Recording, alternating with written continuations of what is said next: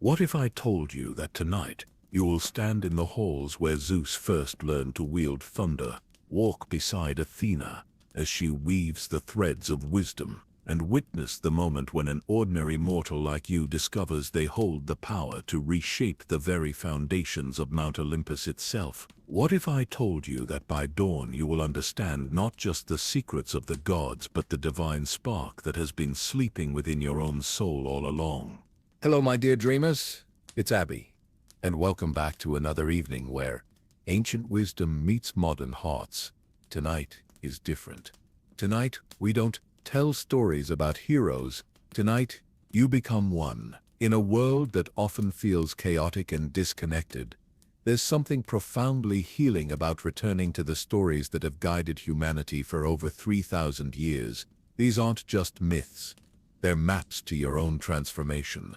Before you settle deeper into this journey, take a moment to like this video and subscribe to our channel, but only if these ancient voices truly speak to something stirring within you. And please let me know in the comments where you're listening from tonight and what draws you to these eternal tales. Are you seeking wisdom, courage, a sense of belonging? Your reasons matter, because they're about to become part of tonight's magic. Now, create your sacred space. Dim the lights around you, or better yet, light a single candle, if you have one nearby. Feel the flame's warmth as a connection to the sacred fires that have burned on temple altars for millennia. Wrap yourself in your softest blanket, the one that feels like a gentle embrace. Let your body sink into whatever supports you, whether it's your bed, your favorite chair, or even the floor. Tonight, this space becomes your gateway to Olympus itself. Close your eyes and take 3 deep breaths with me. Breathe in the anticipation of adventure.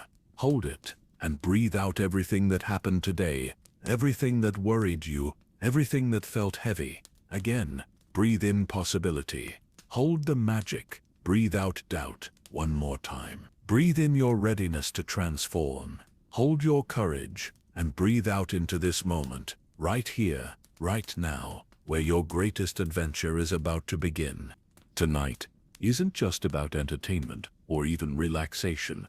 Tonight is about remembering who you really are.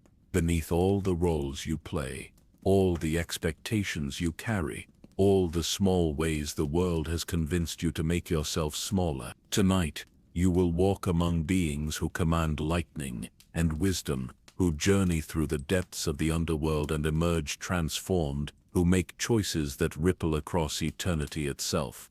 You will witness love that refuses to bow to death itself. You will see courage that stands up to the very gods when justice demands it. You will experience wisdom that transforms not just individuals but the cosmic order itself. And most importantly, you will discover that every quality you admire in these ancient heroes already exists within you, waiting to be awakened. Can you hear it? Listen carefully. There's the whisper of ancient winds carrying the scent of olive groves and marble temples. There's the distant sound of lyres playing melodies that were old when the world was young. There's the soft crackle of sacred fires that have never been extinguished, tended by hands both mortal and divine. There's your own heartbeat, steady and strong, beginning to synchronize with rhythms that connect you to every hero who has ever taken their first step into the unknown. 4 interconnected tales await you tonight, each one a chapter in your own heroic journey.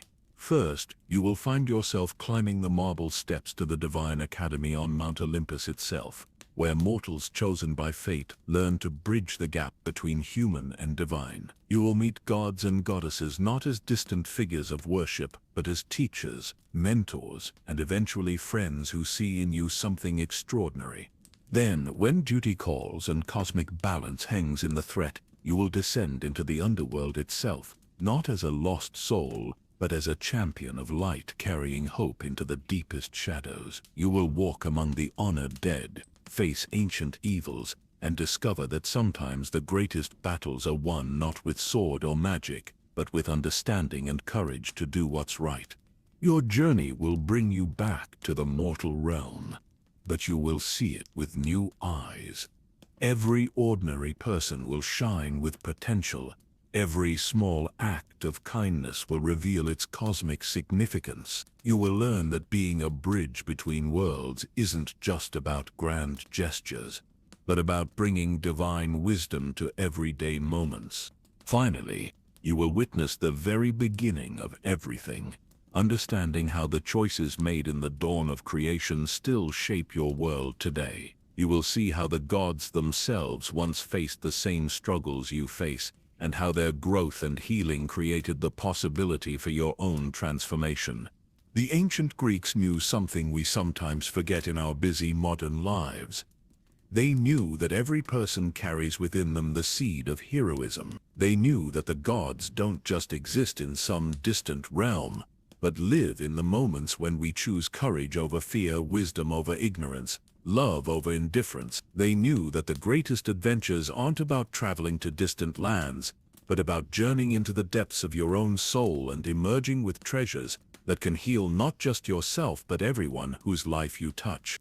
Tonight, you step into a story that has been waiting for you your entire life. Every challenge you've faced, every moment of growth, every time you've chosen to be kind when it would have been easier to be cruel, has been preparing you for this journey. You are ready. You have always been ready. You just needed someone to remind you. So let go now of anything that suggests you're not brave enough, not wise enough, not special enough for this adventure. Let go of the voice that says heroes are other people, that magic belongs only in stories, that transformation is for everyone except you. Those voices lie. Tonight, you remember the truth. Your adventure begins in just a moment. As you find yourself approaching the golden gates of Mount Olympus, your heart pounding with the excitement of someone who has finally found their way home. But even as you prepare to step into the realm of the gods, remember this. The greatest magic you will discover tonight isn't in their power over thunder and lightning, but in your own ability to bring divine love into a world that desperately needs it. Are you ready? Take one more deep breath. Feel your body relaxing deeper with each word. Let your mind drift from the concerns of the day toward the eternal realm where your truest self has always belonged. The marble steps of Olympus await your feet. The gods themselves are gathering to welcome you home. Your greatest adventure begins now. Section 2, Olympian Halls. Your feet touch marble that feels alive beneath you, each step sending gentle vibrations through stone that has witnessed the birth of stars.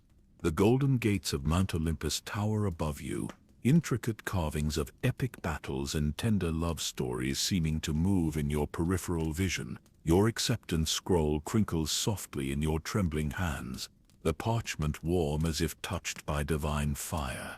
The air itself tastes different here, like honey and lightning mixed with possibilities you don't yet have words for. You are no longer in the world you knew just moments ago.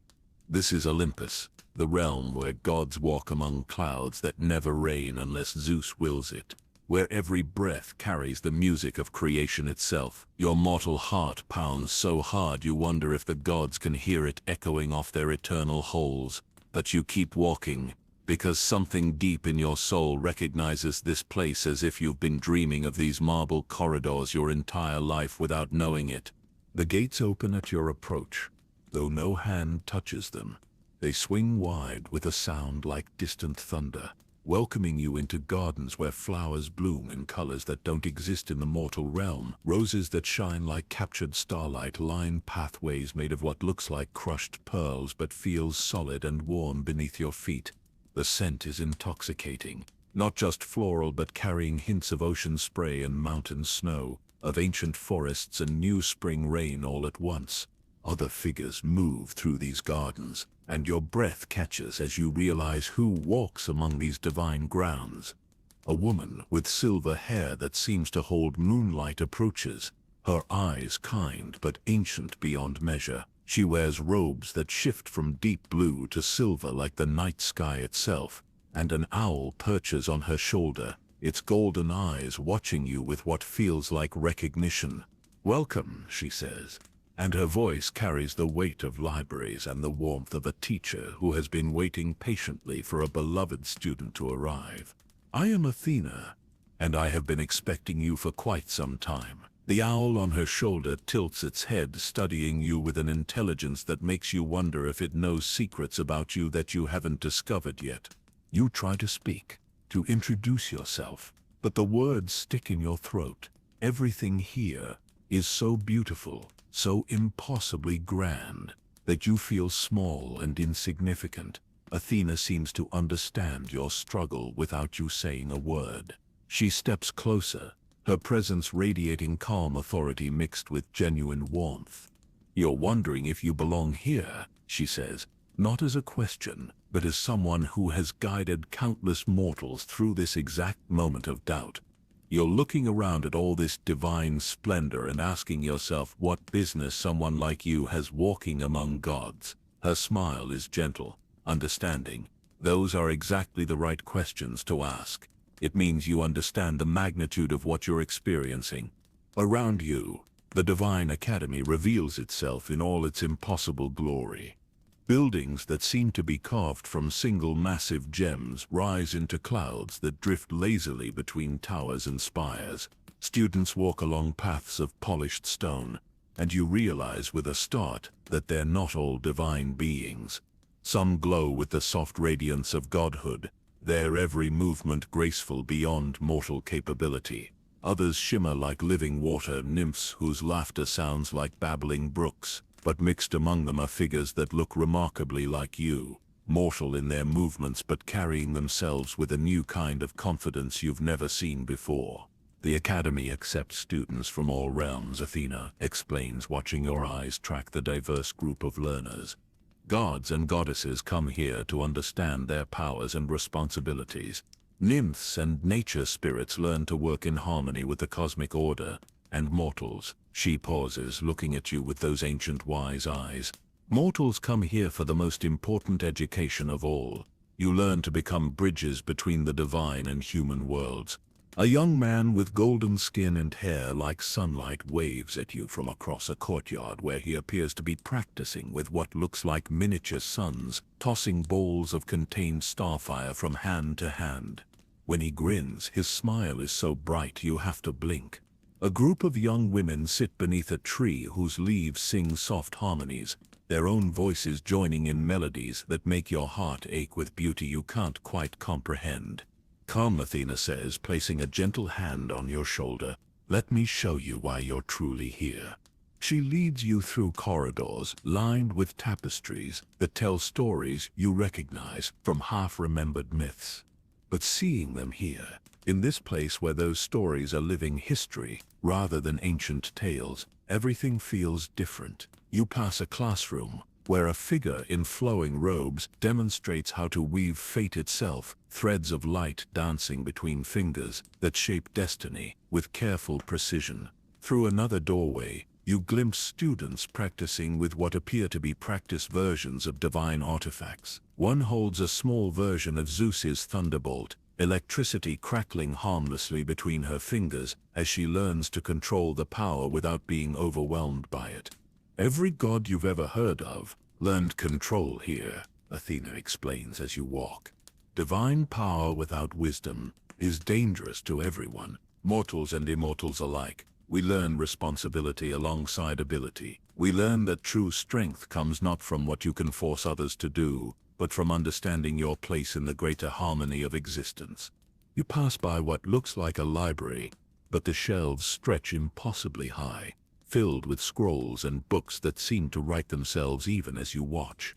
The air around the library shimmers with accumulated knowledge, and you can almost hear whispers of wisdom calling to you from those countless volumes, the archives of all that is and all that could be. Athena says when she notices your fascination. Every story that has ever been lived, every choice that has ever been made, every possibility that has ever existed. Students spend lifetimes here learning to read the patterns of existence itself. But as you walk deeper into the academy, you begin to notice things that make you pause. Certain areas seem to be cordoned off, with signs and languages you can't read but somehow understand as warnings. Students speak in hushed voices when they pass these restricted sections, and you catch fragments of conversations that mention things like the fate scrolls and prophecies too dangerous for most to know. There are some things, Athena says carefully, noticing your attention to these forbidden areas, that even gods must approach with great caution.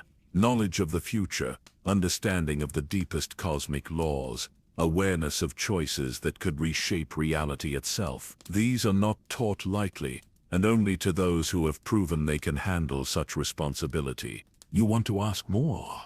But something in her tone suggests this conversation will continue when you're ready for it.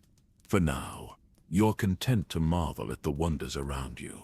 In one courtyard, students practice flying on various creatures that seem part horse, part bird, part cloud. Their laughter echoes off crystal walls as they learn to navigate three-dimensional space with divine grace. In another area, a group sits in meditation, and the air around them shimmers with visible peace, as if their inner calm has become something you can actually see.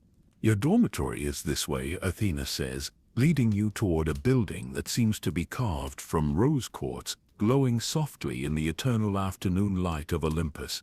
You'll be sharing space with other mortal students who have come here to learn as you have. Each brings a unique perspective, a different understanding of what it means to be human in a cosmos filled with divine possibility. As you walk, you pass by what appears to be a training ground, where students practice with weapons that seem to be made of crystallized starlight. But these aren't weapons of war. You realize they're tools for shaping reality itself, instruments for carving beauty and justice and healing into the fabric of existence. A young woman notices your stare and waves, her practice sword leaving trails of silver light in the air that form into temporary constellations before fading. You're wondering about your own abilities, Athena observes, what gifts you might discover, what powers might awaken in you during your time here. She pauses, turning to face you fully. But the truth is, the greatest power you possess is already active. You see things that immortals sometimes cannot. You understand change and growth in ways that beings who have lived forever struggle to comprehend. Your mortality isn't a weakness to be overcome here, it's a strength to be developed and shared. You climb steps that seem to be cut from a single enormous sapphire, each one ringing softly with musical tones as your feet touch them. Other students pass by, some nodding in friendly greeting, others deep in conversations about cosmic philosophy that make your head spin with their complexity. But everyone you meet has kind eyes, and no one makes you feel out of place despite your obvious newness to this realm. Your room, when Athena finally shows it to you, is beyond anything you imagined. The walls seem to be made of captured aurora, shifting gently between green and blue and purple in patterns that respond to your emotions. Your bed appears to be a cloud that has been convinced to hold solid shape, and when you press your hand into it experimentally, it yields with perfect comfort while remaining supportive. A window that takes up an entire wall shows a view of the cosmos itself, stars and nebulae drifting past as if you're sailing through space on a ship made of dreams. Rest tonight, Athena says. But there's something in her voice that suggests rest might be the last peaceful thing you experience for a while. Tomorrow, your real education begins. You'll attend classes on cosmic history, divine ethics, and the delicate art of serving as a bridge between worlds that often struggle to understand each other. She moves toward the door, then pauses, looking back at you with an expression that seems to carry weight you can't yet understand. There's something else you should know. Your presence here isn't entirely coincidental. There are forces at work in the cosmos right now. Ancient conflicts stirring, old wounds that need healing. The Academy doesn't just train students for the sake of knowledge. We prepare them for service, for the moments when cosmic balance hangs in the thread, and someone must step forward to restore harmony. Your heart skips a beat at her words. What kind of service? The kind that asks everything of you and offers everything in return. she says softly. The kind that transforms not just you but everyone whose life you touch. Sleep tonight with peace in your heart. Young bridge builder, tomorrow you begin to discover why the fates themselves wove your thread to lead you here. After she leaves, you sit on your cloud bed and look out at the infinite cosmos rolling by your window. Somewhere in that vast darkness, you know your old life continues. People you care about are going about their daily routines, unaware that you're sitting in a room made of captured auroras preparing to learn wisdom that could reshape your understanding of everything. But you don't feel homesick. Instead, you feel like you're exactly where you've always been meant to be.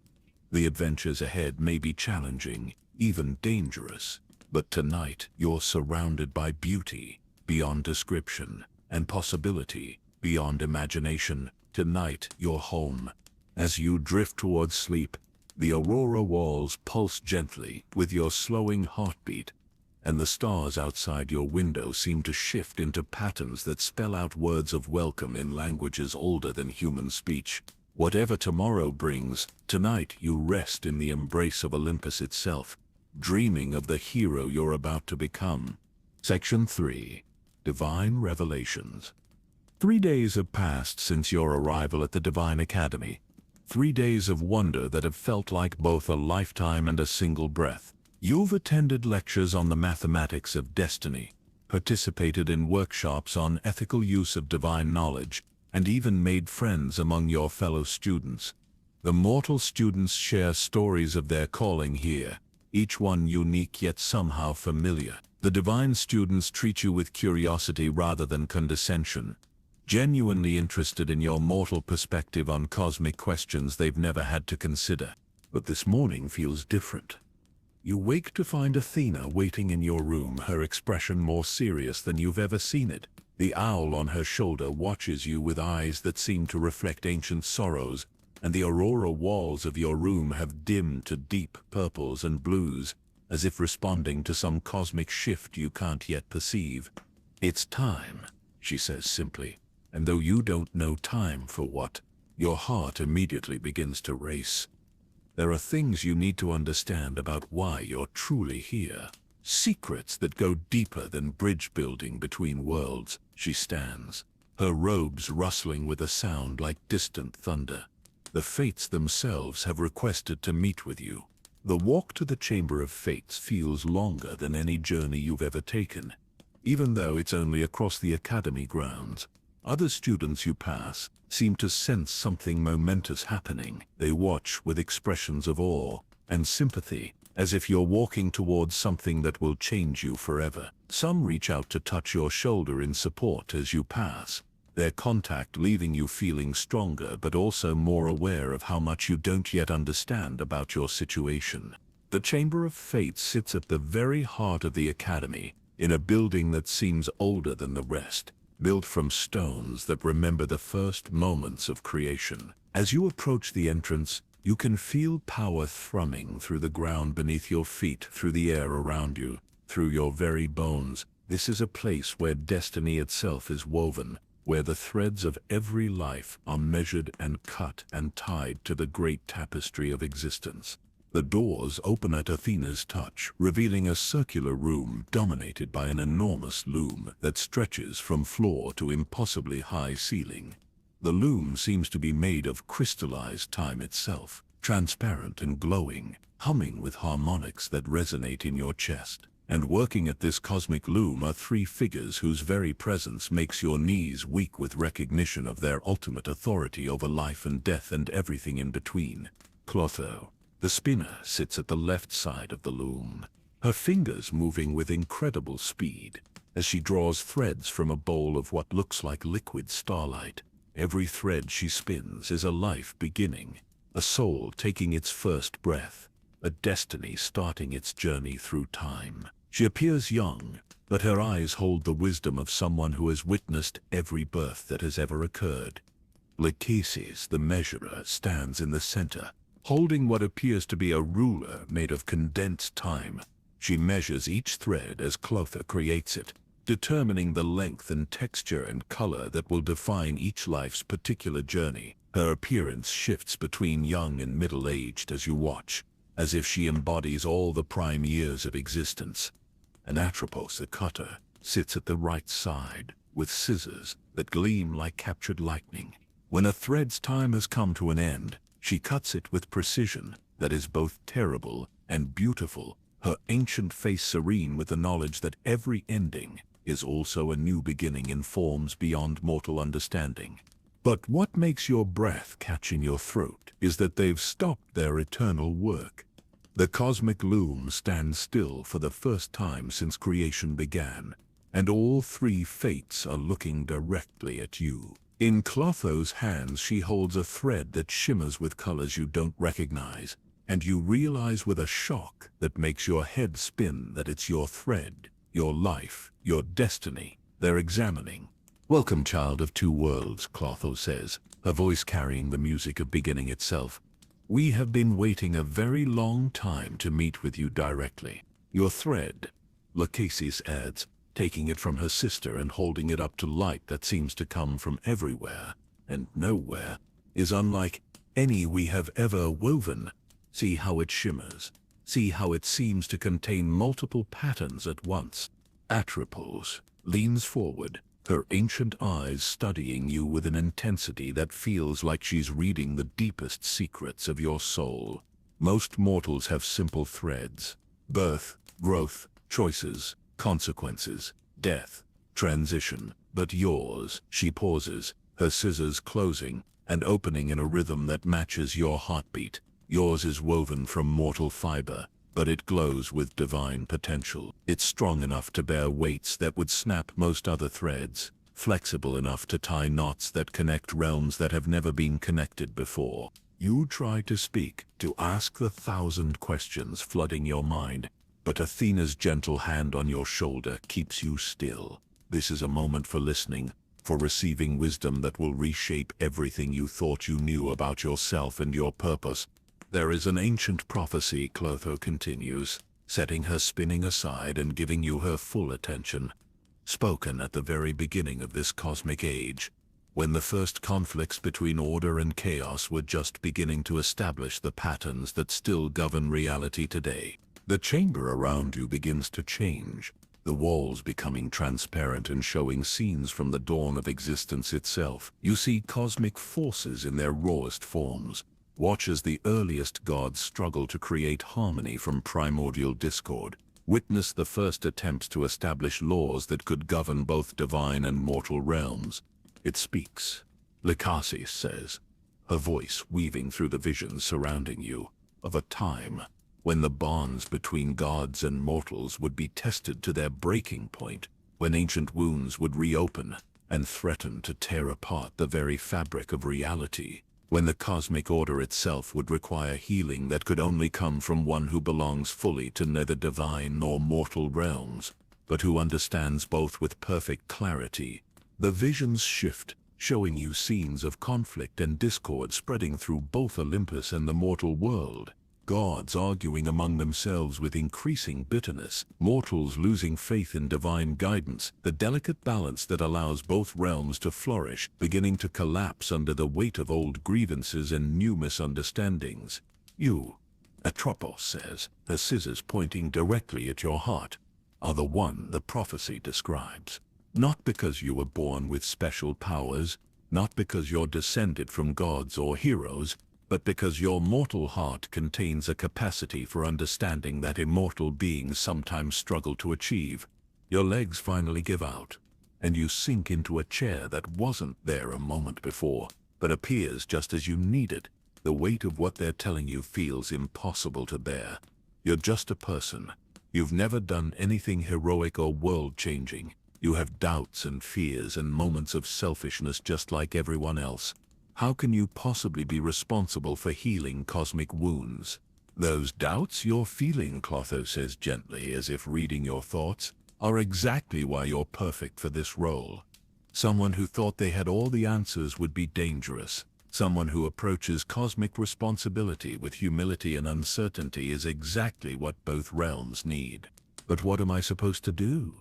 You finally manage to ask, your voice small in the vastness of the chamber. How does someone like me heal conflicts between gods? By being exactly who you are, Lachesis answers. By bringing mortal wisdom to immortal problems. By showing both gods and humans that understanding is more powerful than force. That growth is more valuable than stagnation. That love is more lasting than pride. The visions around you shift again, showing you glimpses of challenges that lie ahead. You see yourself standing in places that exist beyond normal reality, speaking with beings of immense power, making choices that will ripple through both time and space. Some of the images are beautiful, showing moments of breakthrough and healing and cosmic harmony. Others are terrifying, showing dangers that could destroy you if you're not careful. Enemies who would see the current discord continue rather than risk the changes that healing might bring. Your education here has been preparing you for what comes next, Athena says, speaking for the first time since you entered the chamber. But your real training begins now, with challenges that will test every aspect of your character and wisdom. Atripa stands, her scissors glinting in the cosmic light. There is something else you must understand. This path we're describing, this role you're being called to fill, it will cost you much of your old life. You cannot serve as a bridge between worlds and remain unchanged yourself. The person you are now will grow into someone larger, wiser, more powerful, but also more burdened with responsibility than you can currently imagine. Your thread, still glowing in Lachesis's hands, seems to pulse brighter as she speaks. You always have a choice. We can cut this thread now, let you return to your mortal life, with memories of your time here faded like half-remembered dreams. You can live a perfectly good, perfectly normal human existence with no knowledge of cosmic responsibilities or divine conflicts. Or, Clotho adds, her young face serious with the weight of infinite possibility. You can accept the path that will transform you into what both realms desperately need. But understand that once you take the first step on this journey, there is no returning to who you were before. The chamber falls, silent, except for the soft humming of the cosmic loom. You can feel the weight of decisions settling on your shoulders, heavier than mountains, but somehow not crushing. This is your moment of choice, the instant when your life splits into two completely different destinies depending on what you say next. You think about your old life. The comfort and safety of known routines and familiar limitations. You think about the people you care about, the simple pleasures and small joys that filled your days before you knew that places like Olympus existed. There's beauty in that life, value in its simplicity and humanity.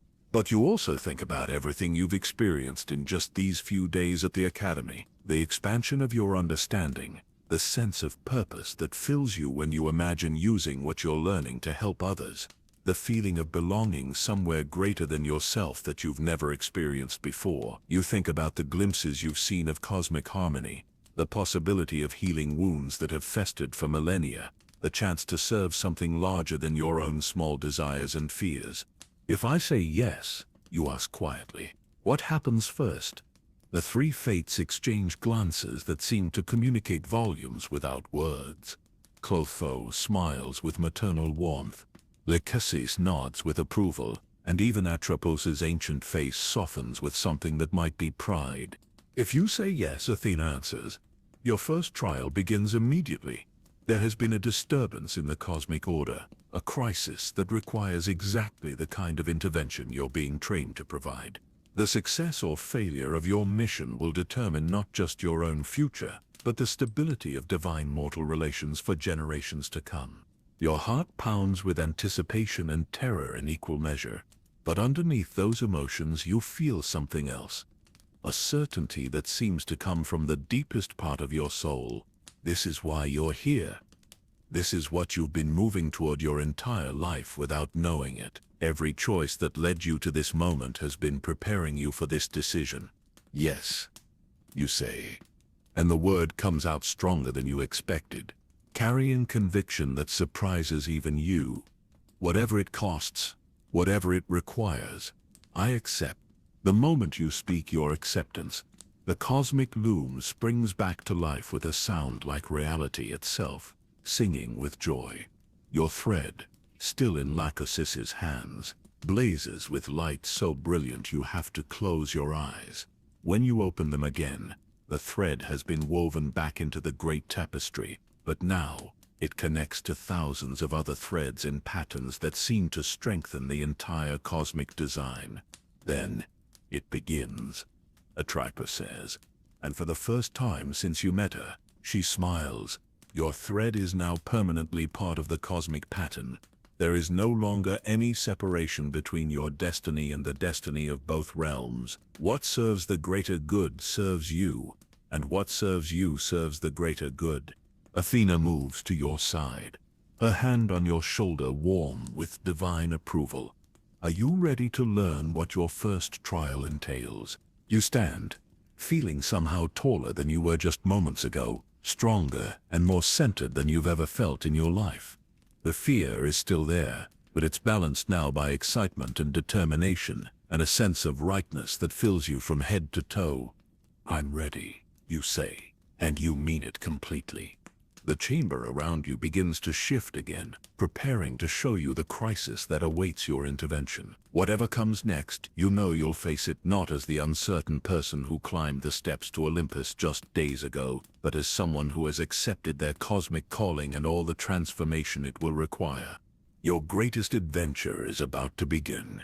Section 4. First Divine Trial. The air around you shimmers and changes, the chamber of fates dissolving into something that makes your stomach drop with the sensation of falling through space and time. When reality stabilizes again, you find yourself standing in what appears to be a war room. If gods hold war councils, the circular chamber is carved from a single massive crystal that reflects not light but emotions and intentions, showing swirling patterns of concern, determination, and barely contained divine fury. Around a table that seems to be made of crystallized starlight sit figures whose very presence makes the air crackle with power. Zeus himself dominates one end of the table, lightning occasionally flickering between his fingers as his agitation grows. His expression is darker than storm clouds, his eyes holding the kind of rage that reshapes landscapes and alters the course of rivers. Beside him, Hera sits with regal composure, but you can see tension in every line of her perfect posture. Her peacock feathers, usually iridescent with pride and beauty, seem dimmed with worry. Poseidon shifts restlessly in his chair, and with each movement, you can hear distant sounds of ocean waves crashing against shores that exist in realms beyond mortal geography. Demeter clutches what appears to be a sheaf of wheat that glows with its own inner light, her usually warm maternal face drawn with lines of desperate concern. And at the far end of the table, Hades himself sits in shadow deeper than midnight, his presence like a void that pulls at the edges of your consciousness. The situation is worse than we initially believed, Zeus is saying, his voice carrying the rumble of distant thunder. It's been 3 days since Persephone vanished from Demeter's side. 3 days with no word, no sign, no indication of where she might have gone or who might have taken her. You realize with a shock that this isn't just any divine crisis you're being called to address. This is the disappearance of Persephone, the event that in mortal myths leads to the creation of winter itself, as Demeter's grief stops the world from growing. But seeing it unfold in real time, witnessing the raw pain on Demeter's face and the barely controlled fury radiating from Zeus, you understand that the mythic version captured only a fraction of the cosmic stakes involved. My daughter, Demeter says, her voice cracking with anguish that makes flowers wilt and trees shed their leaves in sympathy, would never leave without telling me. She knows her responsibilities to the growing things of the world. Something terrible has happened to her, and with each hour that passes, my ability to maintain the cycle of growth and harvest weakens. Already you can see the effects of her distress beginning to manifest. The crystal walls of the chamber reflect images from the mortal world where crops are beginning to yellow despite being in their prime growing season. Animals huddle together with instinctive awareness that something fundamental has gone wrong with the natural order. Humans look up at skies that seem somehow less welcoming than they did just days ago. Every realm we've searched has yielded nothing. Poseidon reports sea spray misting around him as his agitation increases. The ocean depths hold no trace of her passage. The dolphins speak of no disturbance in the waters. Even the deepest trenches where light has never shone show no sign that Persephone has passed through my domain. Hades speaks for the first time since you entered the chamber, his voice carrying the weight of absolute finality that comes from ruling over endings. The underworld has been sealed since this crisis began. No soul has entered or departed without my direct knowledge. If she has been taken to my realm, it was not through any passage I control or any power I recognize. The gods continue their discussion, each reporting negative results from searches that have spanned every corner of divine reality. But as you listen, something begins to feel wrong about the entire situation. These are beings of immense power and wisdom, gods who have ruled over cosmic forces for eons. How is it possible that they can find no trace of Persephone anywhere in existence? Athena notices your thoughtful expression and addresses you directly. You've been observing our crisis for several minutes now.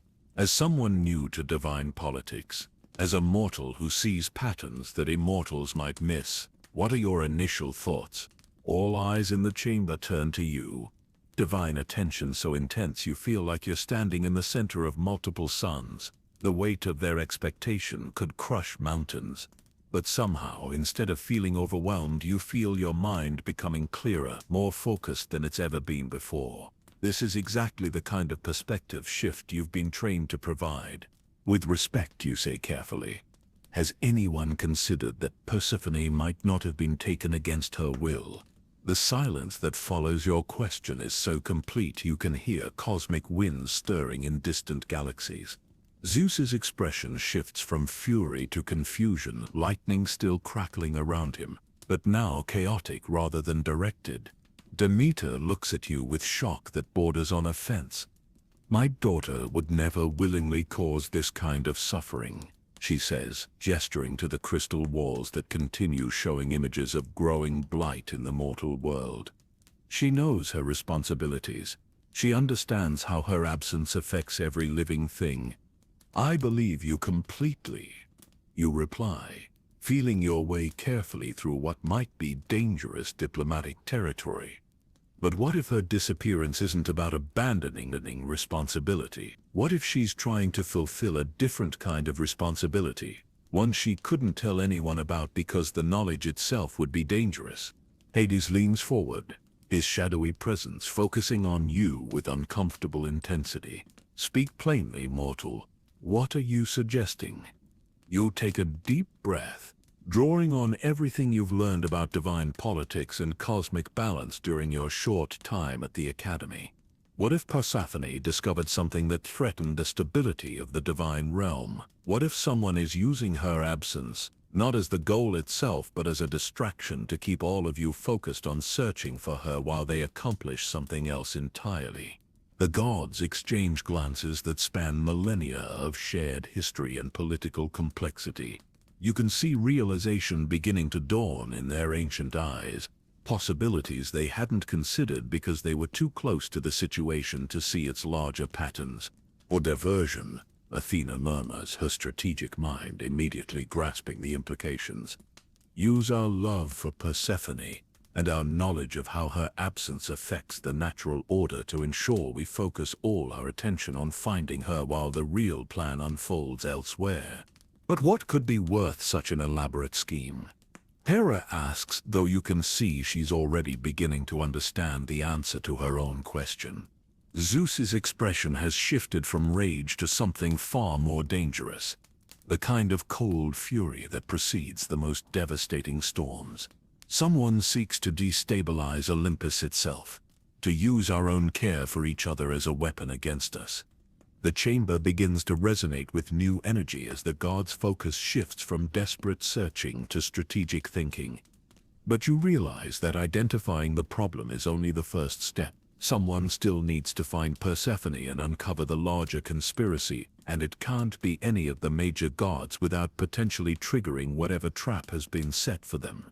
I need to go to the underworld, you say, the words coming out before you're fully conscious of making the decision. Not to search the way you've already searched, but to look for things that a mortal might notice, that immortal senses might miss.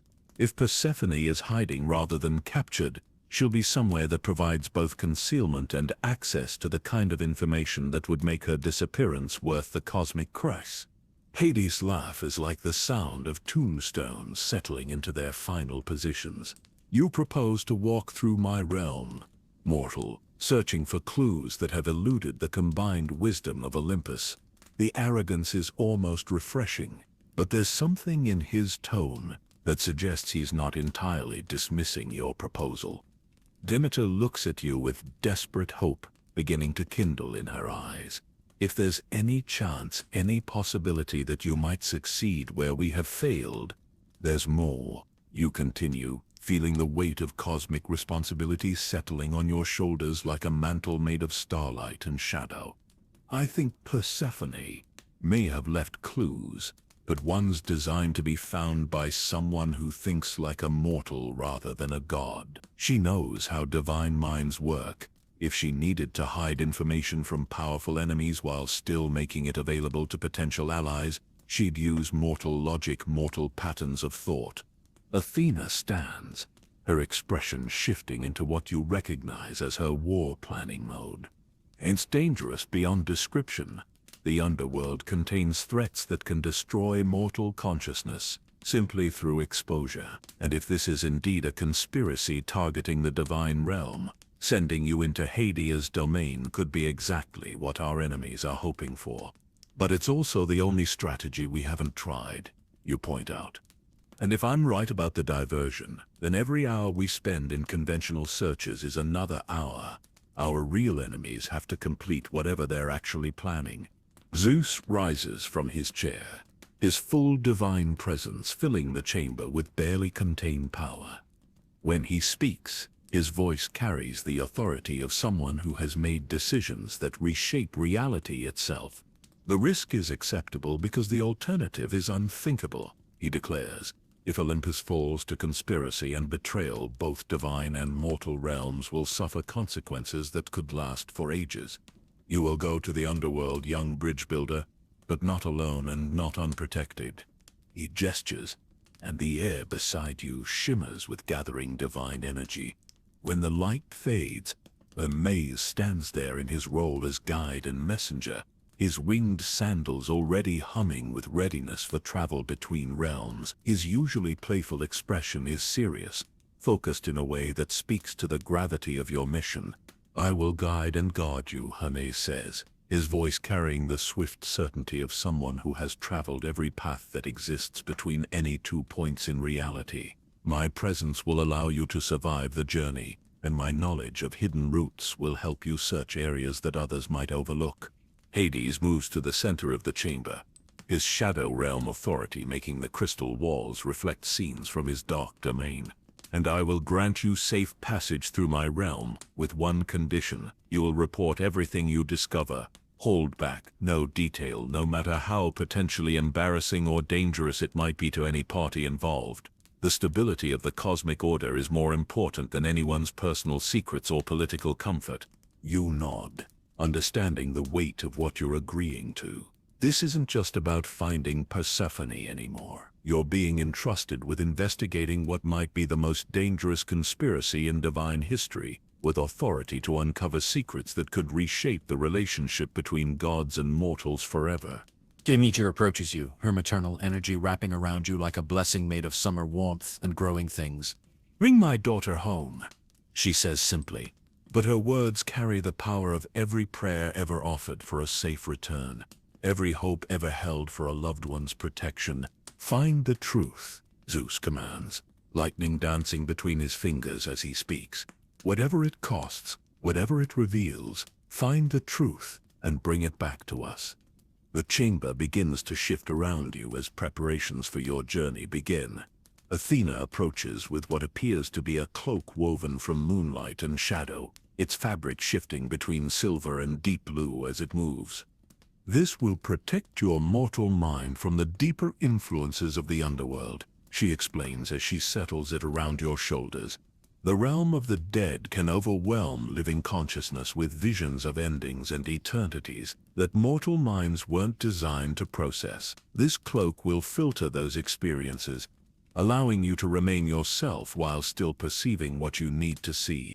The moment a cloak touches your shoulders, you feel a profound shift in your awareness. The overwhelming divine presence of the gods becomes more manageable, their power still awe-inspiring, but no longer threatening to crush your consciousness simply through proximity. You can think more clearly, observe more carefully, and you realize this is how you'll be able to function in Hades' realm without losing yourself to its ancient depths.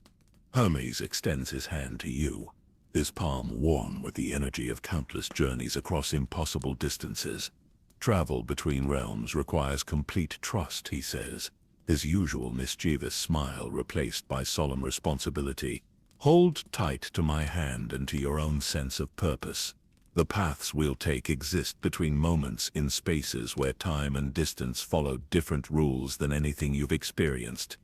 As you take his hand, the chamber around you begins to dissolve, but instead of the gentle transition you experienced coming here, this feels like falling through layers of reality itself. You pass through what appears to be the golden afternoon light of Olympus, then through star-filled darkness that might be the space between worlds, then through mists that taste of ancient sorrows and forgotten dreams.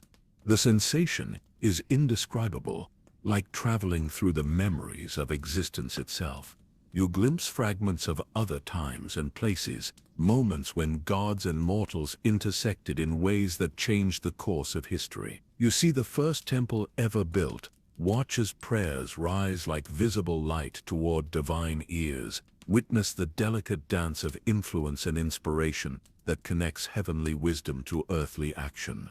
And then, with a sensation like stepping from warm sunlight into cool shade, you arrive at the gates of the underworld. The entrance to Hades' realm is nothing like the dark, forbidding portal you might have imagined. Instead, it appears as a garden of extraordinary beauty, filled with flowers that bloom in shades of silver and deep purple, their petals seeming to capture and reflect the light of distant stars. A river runs through this garden, its waters so clear they seem like liquid crystal, singing softly as they flow toward depths you cannot fathom. The River Styx, Hermes explains, noticing your fascination with the singing waters, the boundary between the world of the living and the realm of the dead. No soul crosses these waters without paying the price of passage, without acknowledging that they are leaving one form of existence and entering another. An ancient figure emerges from what appears to be a boathouse built from driftwood gathered across millennia. Charon the ferryman moves with the deliberate pace of someone who has performed the same essential duty since time began, his eyes holding depths that reflect every soul he has ever carried across the boundary between life and death. But when he sees you, his expression shifts to surprise. A living mortal seeks passage to the realm of endings. His voice sounds like distant waves against a pebbled shore, worn smooth by countless ages of repetition. This is unusual beyond measure. These are unusual times, Hermes replies, his authority as divine messenger clear in his tone. We carry the blessing of Hades himself for this journey, and our mission serves the stability of all realms. Charon nods slowly, but his ancient eyes study you with uncomfortable intensity. The living require different payment than the dead, he says finally. Souls pay with memories they no longer need, experiences they are ready to release as they transition to new forms of existence. But you, living mortal, what will you offer for passage to a realm that was never meant to welcome those who still draw breath? You consider his question, understanding instinctively that this is about more than simple transaction.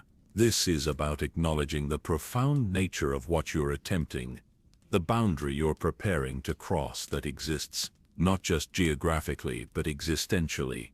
I offer my certainty, you say, the words coming from a place deeper than conscious thought. My comfortable assumptions about how the world works, my simple understanding of what's possible and what isn't. I'm willing to let those comfortable limitations die so that I can see and understand things that might be invisible to someone who insists on staying safely within familiar boundaries. Cherion's expression shifts to something that might be approval. Well spoken, young bridge builder. That payment is acceptable and more valuable than you currently understand. He gestures toward his boat, a vessel that seems to be carved from a single massive pearl, its surface luminous with accumulated moonlight from countless ages.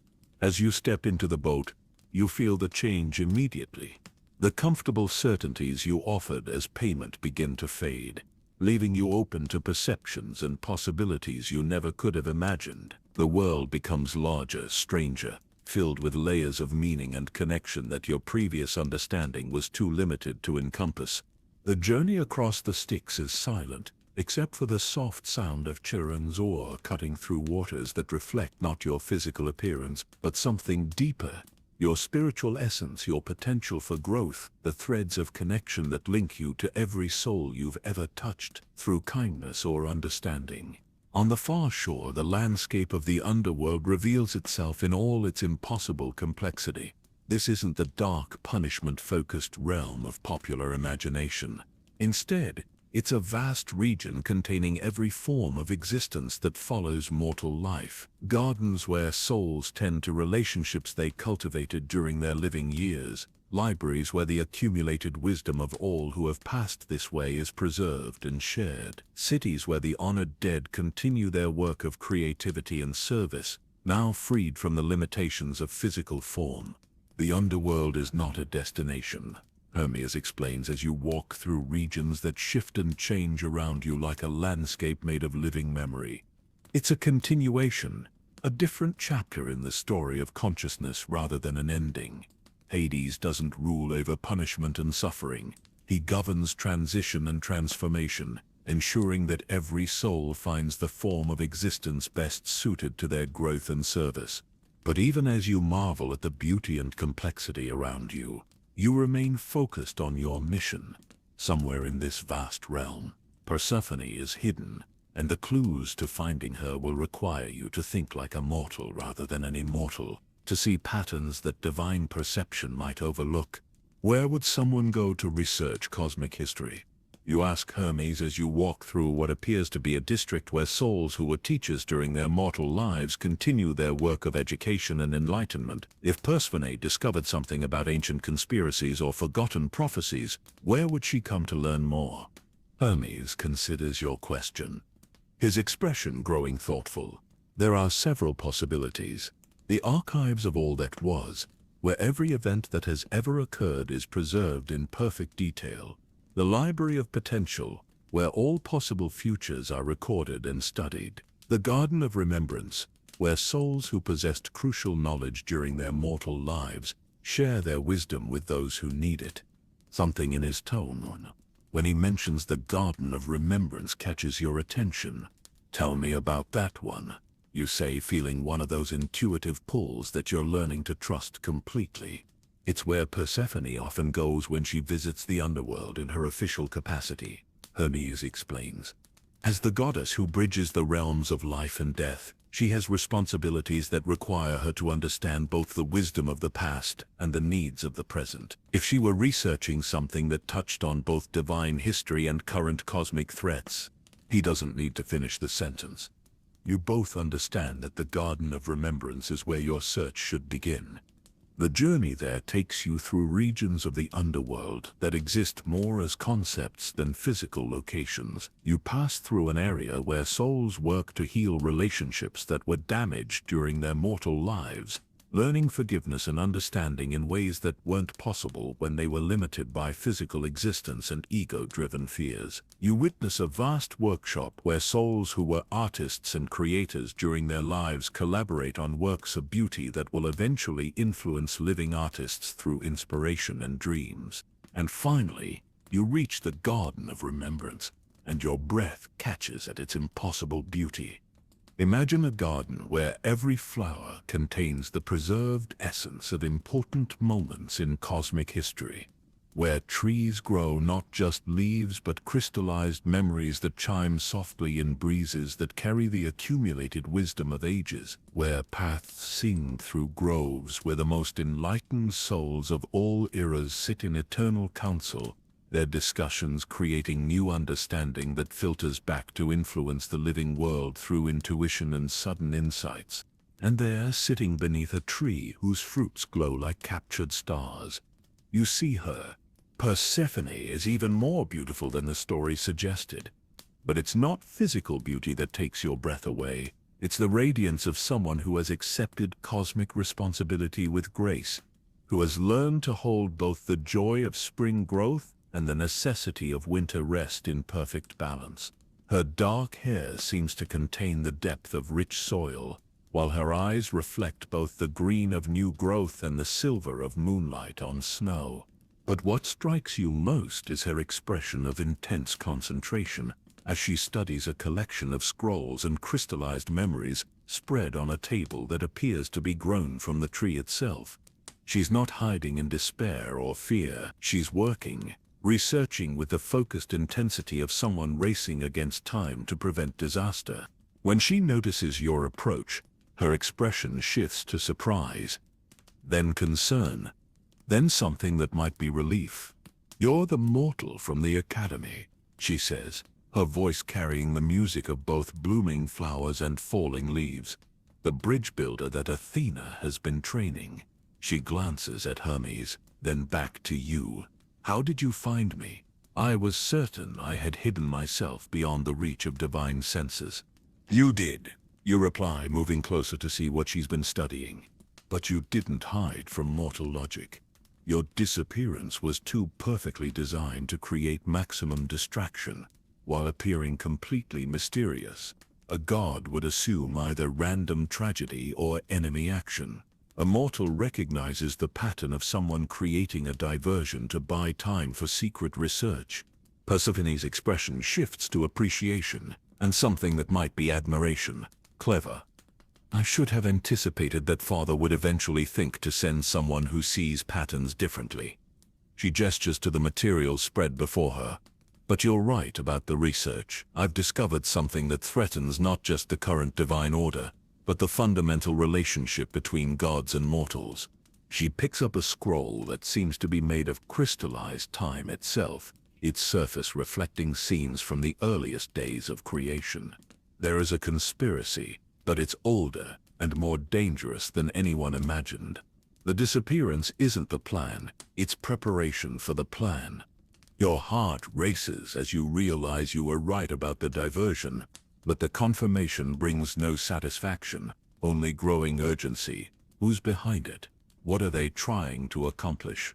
Persephone's expression grows grim as she unrolls another scroll. This one showing scenes from the deepest levels of Tartarus, where the most dangerous enemies of cosmic order are imprisoned. Kronos, Zeus's father, the Titan who ruled before the current generation of gods, who was overthrown and imprisoned for his increasingly tyrannical rule. He's been using his influence to manipulate events from his prison, creating discord between gods, undermining faith in divine wisdom among mortals, weakening the bonds that hold cosmic order together. The implications hit you like a thunderbolt. If Kronos is working to escape his imprisonment and reclaim power, the current crisis is just the beginning. The disappearance of Persephone isn't meant to cause temporary disruption, it's meant to weaken Olympus, just enough for an ancient enemy to break free and reshape reality according to his will. "But how?" Hermes asks, his expression shifting to the kind of serious concern reserved for threats to existence itself. Kronos was bound by chains forged from the necessity of cosmic order itself. It should be impossible for him to influence events in any meaningful way. Persephone spreads out more of her research, and you see a complex web of connections linking seemingly unrelated events across both divine and mortal realms.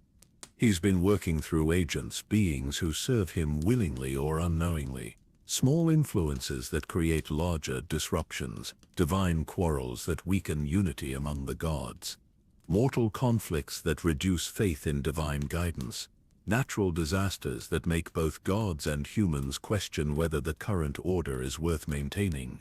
She points to a section of the tapestry that makes your blood run cold.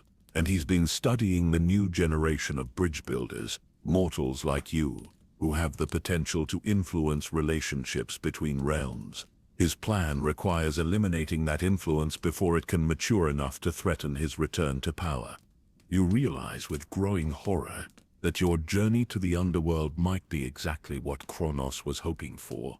By coming here, by uncovering this conspiracy, you've potentially walked directly into a trap designed specifically for someone with your unique abilities and knowledge. But even as fear tries to take hold, you feel something else rising within you. Determination forged in the chambers of fate themselves, wisdom earned through divine education, and most importantly, the absolute certainty that running away is not an option when cosmic balance hangs in the thread. Then we stop him, you say simply, your voice carrying a conviction that surprises even you.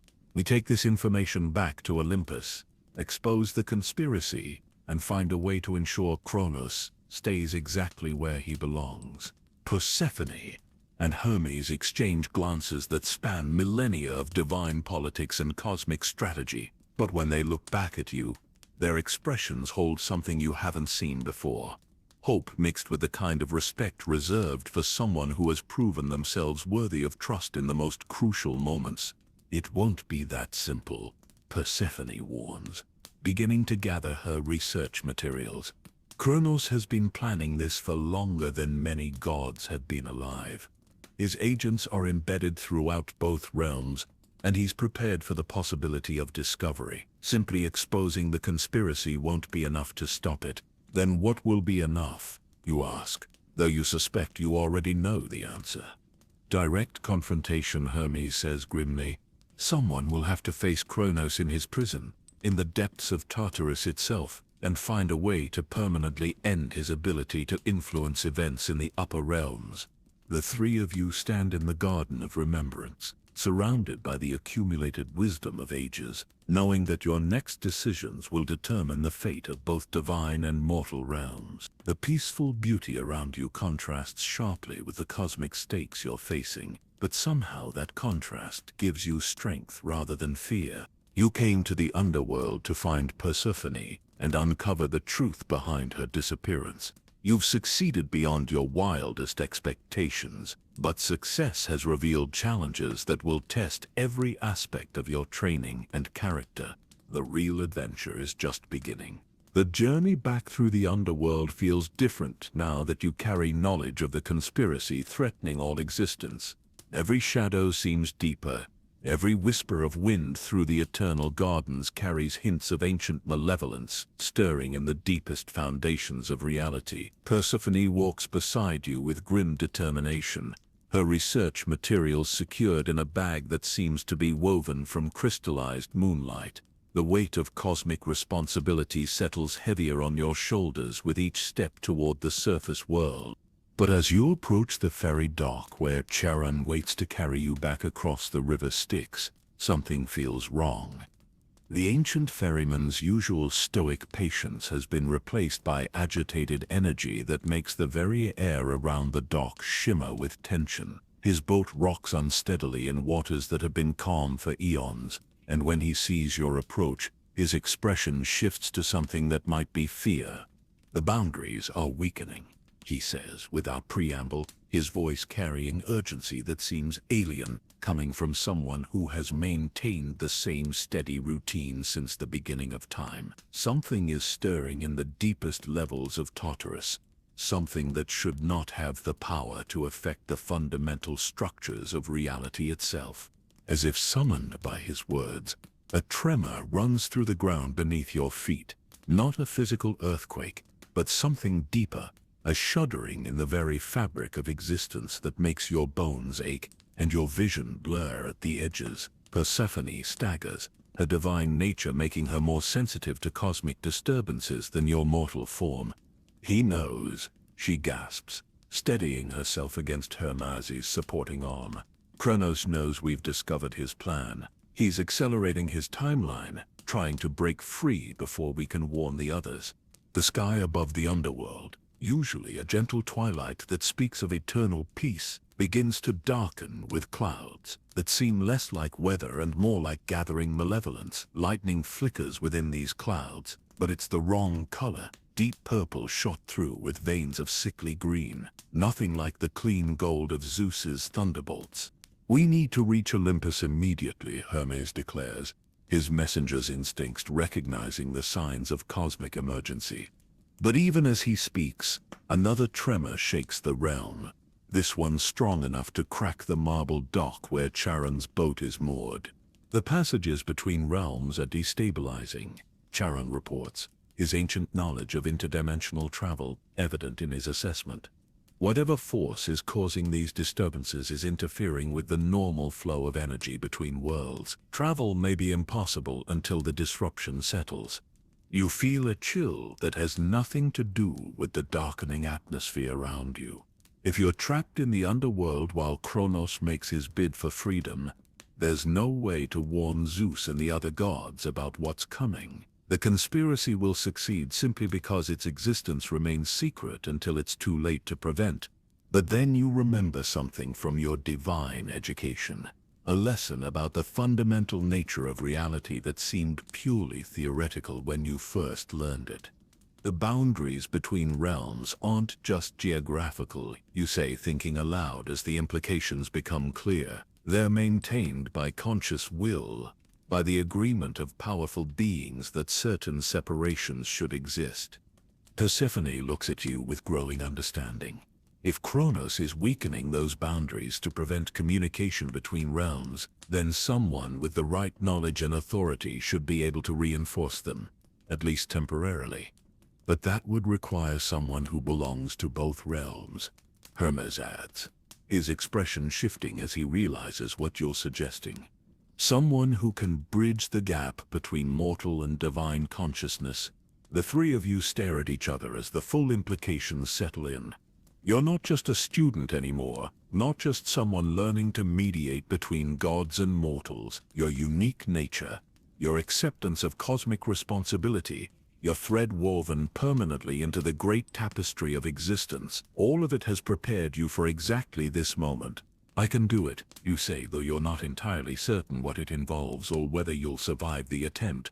I can try to stabilize the boundaries long enough for us to get word to Olympus.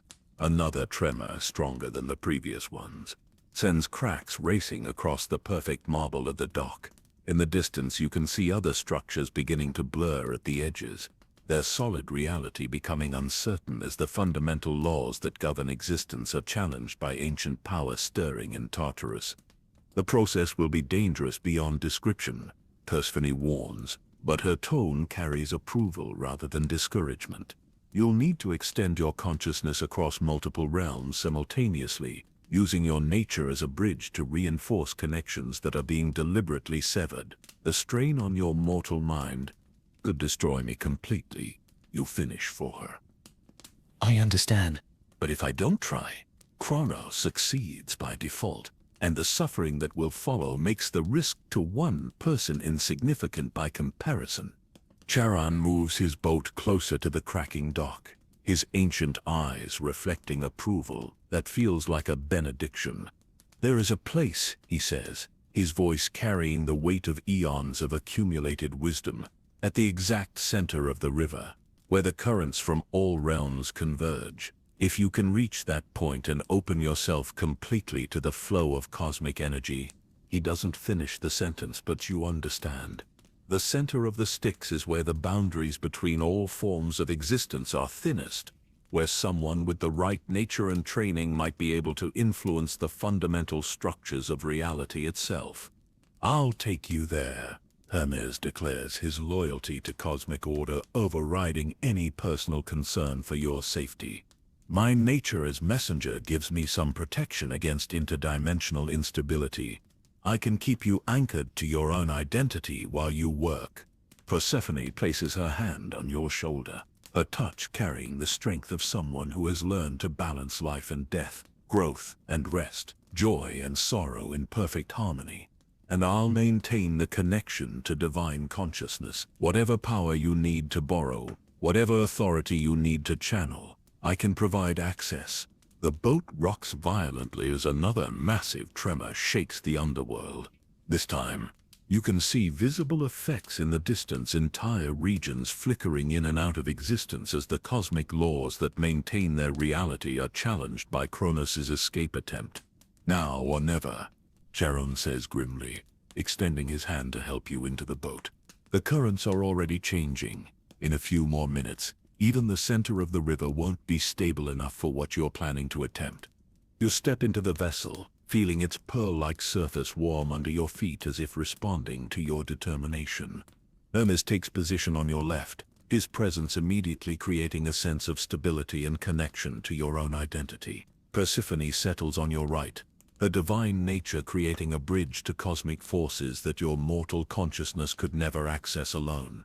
As Charon begins rowing toward the center of the river, you close your eyes and reach out with senses you're still learning to use. Immediately you can feel the damage Kronos is inflicting on reality itself. The clean, orderly flow of energy between realms has become chaotic, disrupted by ancient malevolence that seeks to reshape existence according to patterns of dominance and control that predate current cosmic law. Focus on the connections rather than the disruptions, Persephone advises, her voice coming from what feels like an enormous distance even though she's sitting right beside you. Don't try to fight Kronos directly. Instead, strengthen the bonds that hold the proper order together. You extend your consciousness further, using the training you received at the Divine Academy to perceive patterns of connection that span multiple realms. There you can sense the threads that link Olympus to the mortal world, divine wisdom to human inspiration, cosmic order to individual choice, and you can see how those threads are being systematically weakened, not cut entirely but frayed just enough to create instability. I can see it, you whisper, your voice sounding strange in the charged atmosphere of the river's center. He's not trying to destroy the connections completely. He's making them unstable so that when he breaks free, the resulting chaos will make his takeover seem like a return to order. The boat reaches the exact center of the Styx, where currents from every possible realm swirl together in patterns that make your eyes water to look at directly. Charon stops rowing, his ancient strength focused entirely on keeping the vessel stable in waters that now flow with the combined force of all existence. This is it, Hermes says, his hand finding yours and anchoring you to your own identity as you prepare to extend your consciousness across impossible distances. Remember who you are, remember what you're fighting for, and don't let the cosmic forces pull you so far from yourself that you can't find your way back. You take a deep breath and open yourself completely to the flow of energy that surrounds you. The sensation is indescribable, like becoming a river yourself, like your consciousness expanding to encompass not just your individual awareness, but the connected awareness of every being in existence, who yearns for harmony, growth, and mutual understanding. Through this expanded perception, you can sense the damage more clearly. Kronos' influence is like poison in the cosmic bloodstream, ancient bitterness and desire for control spreading through connections that were meant to carry only love, wisdom, and mutual support. But you can also sense the fundamental strength of those connections, the deep truth that consciousness naturally seeks harmony when not corrupted by fear and ego-driven ambition. You begin the work of healing, using your unique nature to weave new strength into the frayed threads of cosmic connection. It's like repairing a tapestry while wearing blindfolds, working by feel and intuition rather than sight, trusting that your training and the support of your divine companions will guide your efforts. The strain is enormous.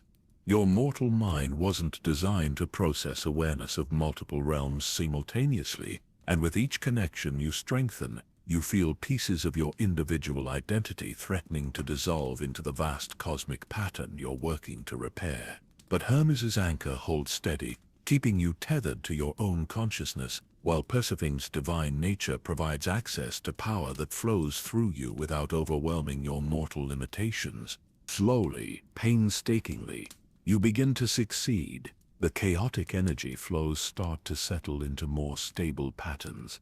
The connections between realms solidify, regaining their proper strength and clarity. The boundaries that define where one realm ends and another begins reassert themselves, creating the stable framework necessary for safe travel between worlds. But your success doesn't go unnoticed. As the cosmic order strengthens under your influence, you feel something ancient and malevolent turn its attention toward you with the force of a solar wind that could strip away atmosphere and consciousness alike. Kronos himself becomes aware of your efforts. The attention of the imprisoned Titan strikes your expanded consciousness like a tsunami of pure malice and frustrated ambition. For a moment that feels like eternity, you're face to face with a will that predates most of current existence.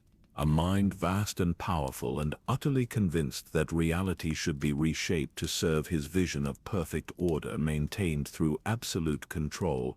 Clever little mortal, his voice resonates through the cosmic connections you're working to repair, carrying the weight of eons and the chill of absolute zero.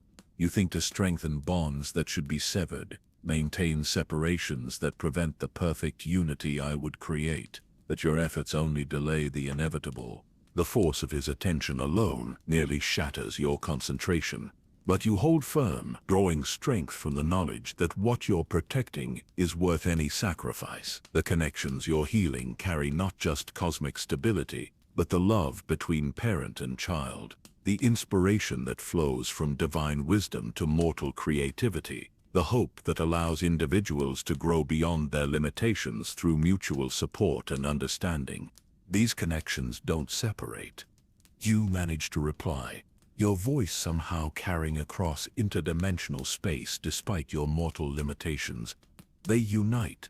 They allow different forms of consciousness to share strength while maintaining their unique perspectives. What you call perfect unity looks like perfect emptiness to anyone who values growth and change.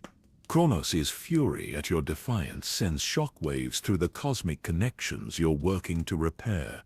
But your understanding of what you're protecting makes you stronger rather than weaker.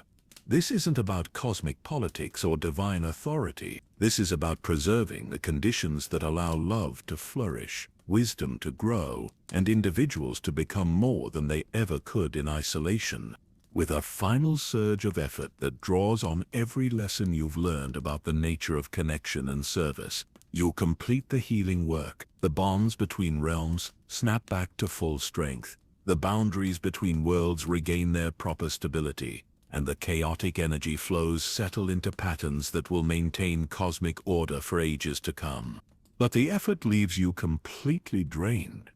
Your consciousness snaps back to your individual awareness with such force that you nearly black out from the sudden transition. Only Hermes' steady grip on your hand and Persephone's divine strength flowing through her touch keep you conscious and whole. It's done, you gasp, your voice barely audible over the sound of your own heartbeat thundering in your ears. The passages are stable. We can reach Olympus. Around you, the effects of your work are immediately visible. The sickly clouds above the underworld begin to dissipate, revealing the gentle eternal twilight that speaks of peace and proper rest. The tremors cease, the marble structures regain their solid reality, and even the River Styx flows with its usual calm majesty. Charon nods with profound approval as he begins rowing back toward the dock. Well done, young bridge builder. You have proven that mortal courage, guided by divine wisdom, can accomplish what neither could achieve alone. But even as relief floods through you, you know this victory is only temporary. You've prevented Kronos from escaping immediately, but his conspiracy remains active. His agents still work to undermine cosmic order through more subtle means, and the fundamental threat he represents hasn't been eliminated. This was just the beginning, Persephone says, echoing your thoughts. We've bought time and preserved the ability to communicate between realms, but Kronos won't abandon his plans. He'll adapt, find new ways to work toward his goals. Then we adapt too, you reply. Though exhaustion makes every word an effort, We take what we've learned to Zeus and the others. We expose the conspiracy completely and find a way to end it permanently. As the boat reaches the dock and you step onto solid ground that no longer shakes with cosmic instability, you realize how much you've changed since beginning this adventure. You're no longer just a student learning to bridge divine and mortal perspectives. You're an active participant in cosmic events, someone whose choices and actions have direct impact on the fundamental structure of reality itself. The responsibility is staggering, but so is the sense of purpose it brings. You've found your place in the great story of existence, and that place is exactly where you always belonged, standing at the intersection of worlds, helping different forms of consciousness understand and support each other in the eternal work of growth and healing. The journey back to Olympus awaits, carrying both urgent warning and hard-won hope. Whatever challenges lie ahead, you'll face them with divine allies, cosmic authority, and most importantly, the absolute certainty that what you're protecting is worth any sacrifice necessary to preserve it.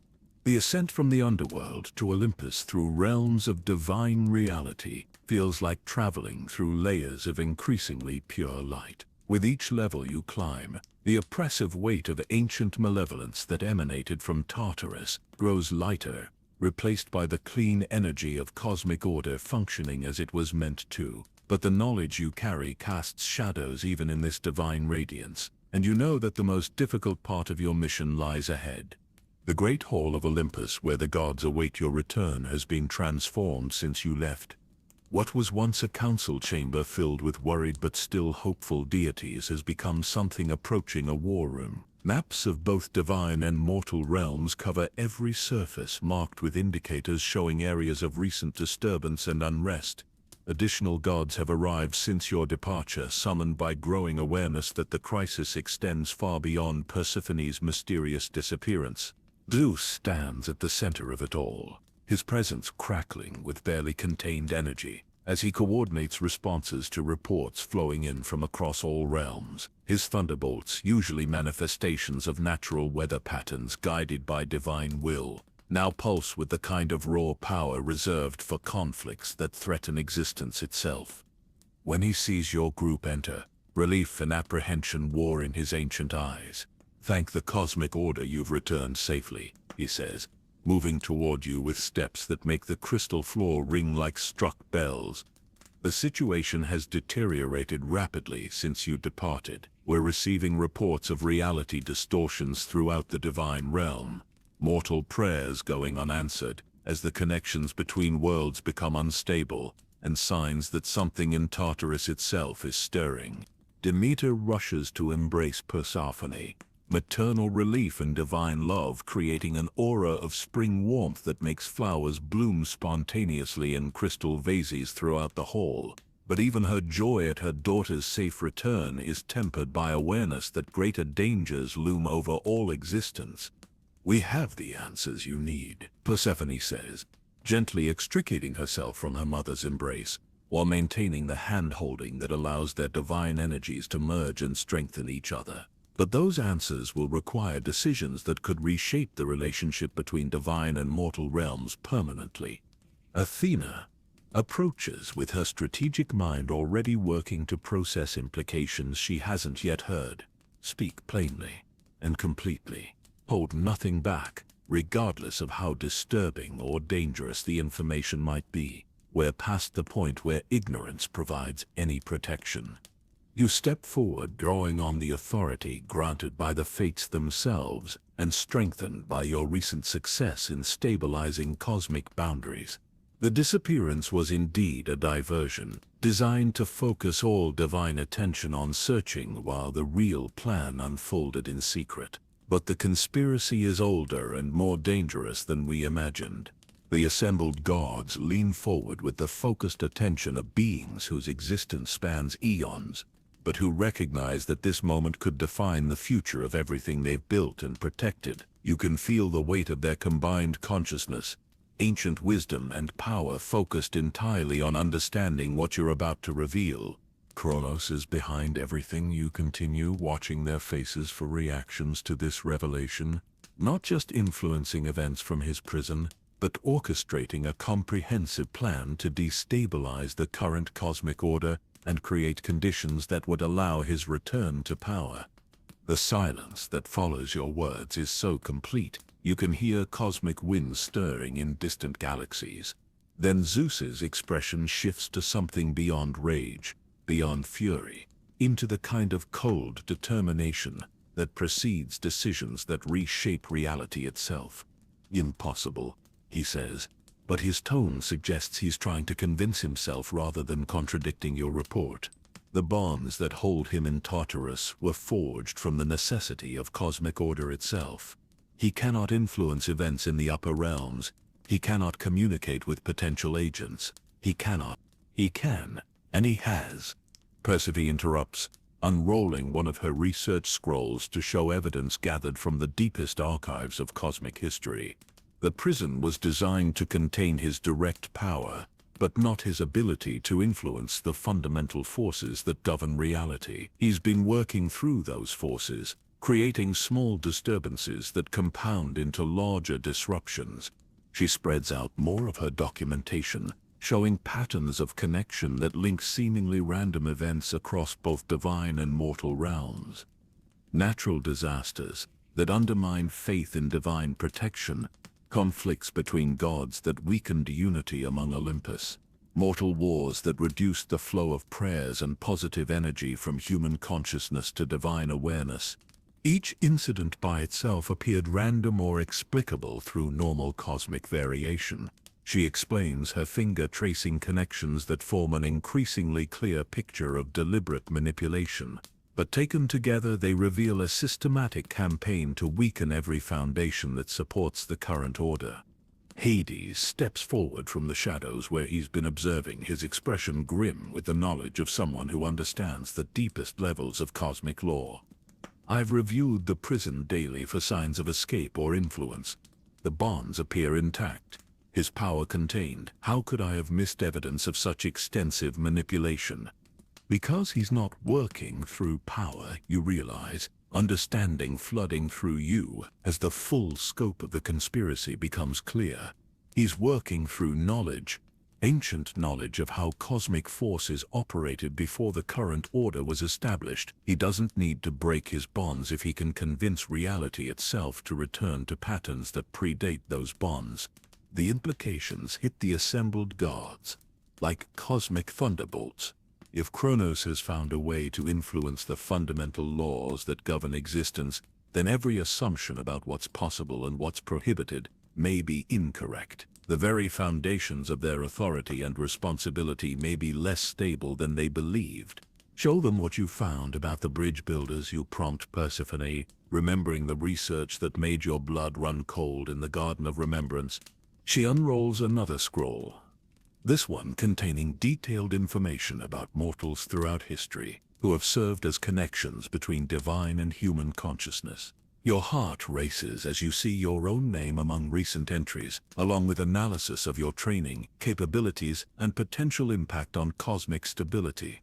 He's been studying everyone who has the ability to influence relationships between realms. Persephone explains, not just to understand them, but to eliminate them before their influence can mature enough to threaten his plans. Athena's strategic mind immediately grasps the full significance. The journey to the underworld, your discovery of the conspiracy, even our current meeting. Her eyes widened with horrified understanding. This could all be part of his plan. He may have wanted us to discover his involvement, wanted us to gather here to discuss responses. The thought that you might have walked directly into an elaborate trap sends chills through your mortal consciousness. But before panic can take hold, you remember something crucial from your confrontation with Kronos during the boundary stabilization. He was surprised by my success in repairing the cosmic connections, you say, drawing strength from the memory of standing firm against ancient malevolence. His attention felt focused on maintaining the disruptions, not on guiding us toward discovery. I think we genuinely caught him off guard by figuring out the diversion strategy. But that doesn't mean he won't adapt quickly, Hermes adds, his messenger's instincts recognizing the signs of cosmic emergency escalating toward crisis. If he's been planning this for eons, he'll have contingencies prepared for the possibility of early discovery. As if summoned by your words, a new disturbance begins to manifest in the great hall itself. The crystal walls start to resonate with harmonics that speak of reality distortion, and the maps showing realm connections begin to shift and blur as the information they display becomes unreliable. He's accelerating his timeline again. Persephone says, divine senses detecting cosmic changes that your mortal perception can only feel as growing unease. The stabilization work you did has bought us time, but he's pushing harder against the remaining constraints. Zeus moves to the center of the hall, his full divine authority blazing around him like contained starfire. Then we end this now. Before he can adapt further or bring additional resources to bear, he turns to address the assembled gods with the kind of absolute command that reshapes worlds when necessary. We go to Tartarus. We confront Kronos directly. We determine once and for all whether his influence can be permanently severed.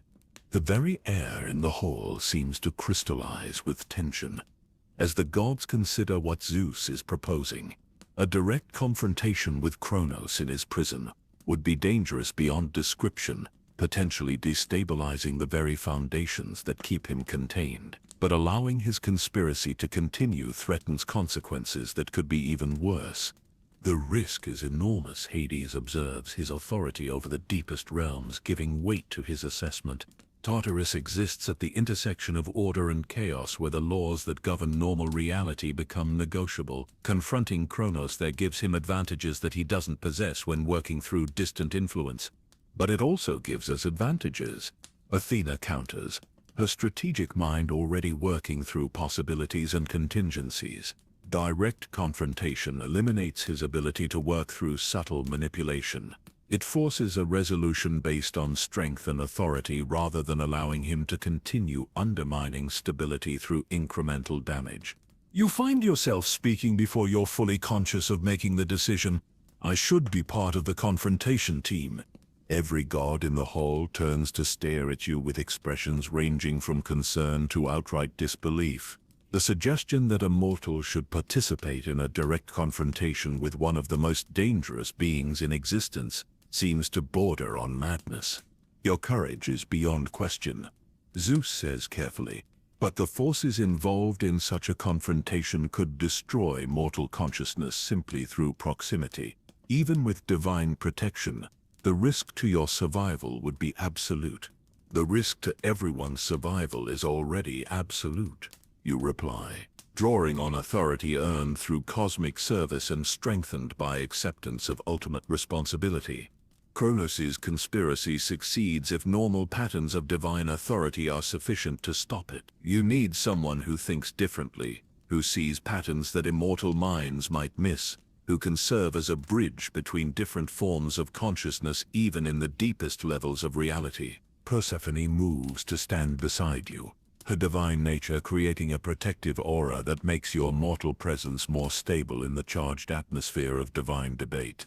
The mortal perspective has already proven crucial to understanding and countering his plans. Eliminating that perspective from the final confrontation could be exactly the advantage Kronos needs to achieve victory. The debate that follows involves cosmic philosophy and strategic considerations that stretch your understanding to its limits. Gods argue about the nature of authority and responsibility, about the risks of innovation versus the dangers of precedent, about whether mortal involvement in divine conflicts represents evolution or dangerous confusion of proper roles. But underneath all the formal debate, you can sense growing consensus around a truth that none of them want to acknowledge directly.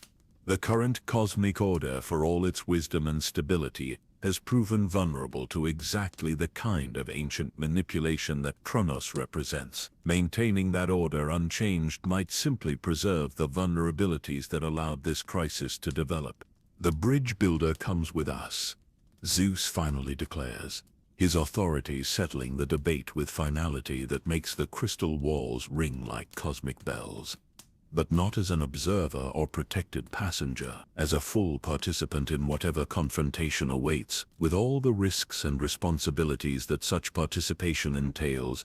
The words strike you like a divine benediction and a terrifying challenge simultaneously. You're about to descend into the deepest foundations of reality itself, to face an enemy whose power predates most of current existence, to participate in a confrontation that could reshape the fundamental nature of cosmic order. But you're not facing it alone. Around you stand beings whose wisdom spans eons, whose power could reshape worlds, whose commitment to growth and harmony has guided existence through countless challenges. And within you burns the certainty that what you're protecting, the connections between different forms of consciousness, the possibility for growth and change, the eternal dance of love and wisdom that creates beauty from chaos, is worth any sacrifice necessary to preserve it. The descent into Tartarus begins immediately, with reality bending around divine will as the assembled gods prepare to confront an enemy, whose defeat may require them to transcend everything they currently understand about the nature of power, authority, and responsibility. Your greatest test awaits in the deepest darkness, where ancient malevolence stirs against bonds that may no longer be strong enough to contain it. But you descend toward that darkness carrying light earned through service, wisdom gained through sacrifice, and love that connects you to every consciousness that yearns for harmony in the eternal symphony of existence. Whatever emerges from the confrontation ahead, it will reshape the cosmos itself, and you will be there to help guide that reshaping toward patterns that serve growth, understanding, and the endless possibility for consciousness to transcend its limitations through connection with something greater than itself. The final battle for the soul of existence is about to begin. The descent into Tartarus feels like falling through the memories of creation itself, each level deeper, revealing older truths about the nature of existence. Reality becomes increasingly negotiable as you travel toward the foundations where cosmic law meets primordial chaos. The assembled gods move with grim purpose, their combined divine presence creating a sphere of stability in regions where normal consciousness would dissolve into component elements. You travel surrounded by protections, layered like invisible armor around your mortal awareness. Athena's wisdom shields your mind from truths too vast for human comprehension.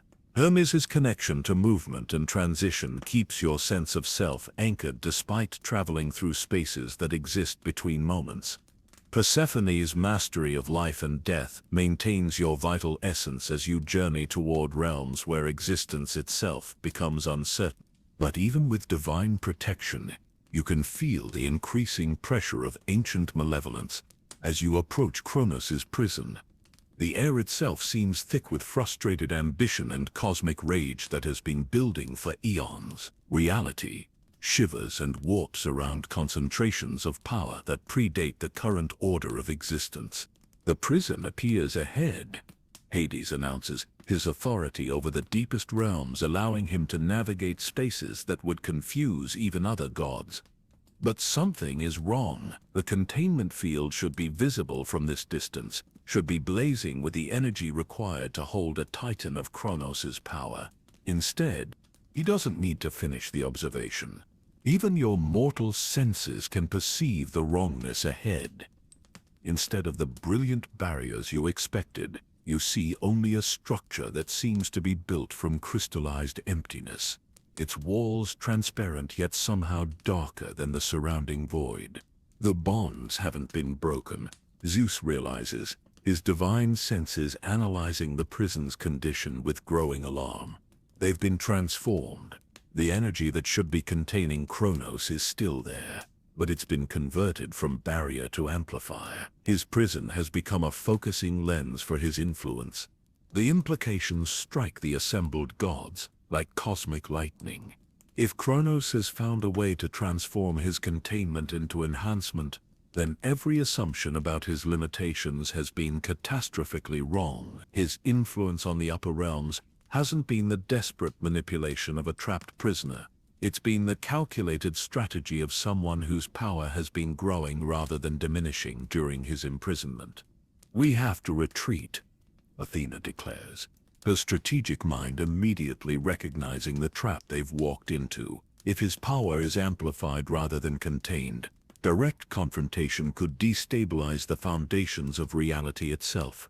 But even as she speaks, the transformed prison begins to pulse with energy that makes the space around it fold and twist in ways that defy dimensional geometry. Escape routes that existed moments ago now lead in circles, trapping the expedition in a region of space that responds to Kronos' will rather than natural cosmic law. Too late for retreat, Hades observes grimly, his mastery of endings allowing him to see the closure of possibilities around them. We're committed to this confrontation whether we choose it or not. The prison's walls become transparent, revealing the figure within, and your breath catches at the sheer presence of the being you've come to face. Kronos appears not as the defeated, aged titan of popular imagination, but as a force of nature. Given consciousness and will, his form shifts between states, sometimes appearing as a figure of impossible height, whose eyes hold the depth of black holes, sometimes as a pattern of energy that seems to exist in multiple dimensions simultaneously. But what strikes you most forcefully is his expression of patient satisfaction, as if this confrontation is exactly what he's been orchestrating all along. My dear children, he says, his voice carrying harmonics that resonate through bone and spirit alike. How good of you to come visit your father in his transformed dwelling. I've been preparing for this reunion for longer than most stars have existed. The space around the prison continues to warp and shift, reality becoming increasingly unreliable as Kronos' influence extends outward from his amplified containment. You can see the effects spreading like ripples through the foundations of existence itself. Cosmic laws becoming negotiable, the boundaries between order and chaos blurring. The stable patterns that allow consciousness to exist beginning to dissolve. Your imprisonment ends now, Zeus declares, raising his hand to summon lightning that could shatter mountains. But the electrical discharge that emerges is wrong somehow, crackling with the same sickly purple energy you saw in the underworld, as if Kronos' influence is corrupting even Zeus's own divine power. Imprisonment? Kronos laughs, the sound like reality tearing along invisible seams. My dear son, you still don't understand what you're facing. This was never a prison. It was a chrysalis, a place of transformation where I could evolve beyond the limitations that defined my previous rule. He gestures, and the crystallized walls of his containment dissolve entirely, revealing that what you thought was a prison chamber extends infinitely in all directions. You're not outside looking in at a confined enemy. You're inside a realm that Kronos has been reshaping according to his will for eons. Every prayer that went unanswered, every divine conflict that weakened Olympian unity, every moment of despair that made mortals question divine benevolence. He continues, his form growing larger and more imposing as his true power reveals itself. All of it was energy flowing to me, fuel for the transformation that would allow me to reclaim my rightful authority over existence itself. The assembled gods try to maintain formation, to present a united front against this revelation of power that exceeds their worst fears. But the very ground beneath their feet responds to Kronos' will now, shifting and reforming to isolate each deity in separate areas, where their combined strength cannot reinforce their individual defenses. And you, Kronos says, his attention turning to you with force that makes your protected consciousness real despite the divine shields. The little bridge builder who thought mortal perspective could solve immortal problems. Your meddling in the cosmic connections only made my work easier, showing me exactly which bonds needed to be severed to complete my transformation. The accusation hits you like a physical blow. The possibility that your efforts to help might have actually served the enemy's purposes. But before despair can take hold, you remember the confrontation during your boundary stabilization work. The genuine surprise in Kronos' attention when you successfully repaired the damage he was trying to inflict. You're lying, you say, your voice somehow carrying clearly through the distorted space despite your mortal limitations. The boundary repair actually set back your timeline. That's why you're revealing yourself now instead of continuing to work through subtle influence. I forced you into direct confrontation before you were fully ready. Kronos' expression shifts to something that might be annoyance, confirming your assessment even as his power continues to reshape reality around the trapped expedition. Clever little mortal. Yes, your interference did require acceleration of my plans, but the outcome remains the same. You simply moved the inevitable victory to today instead of tomorrow.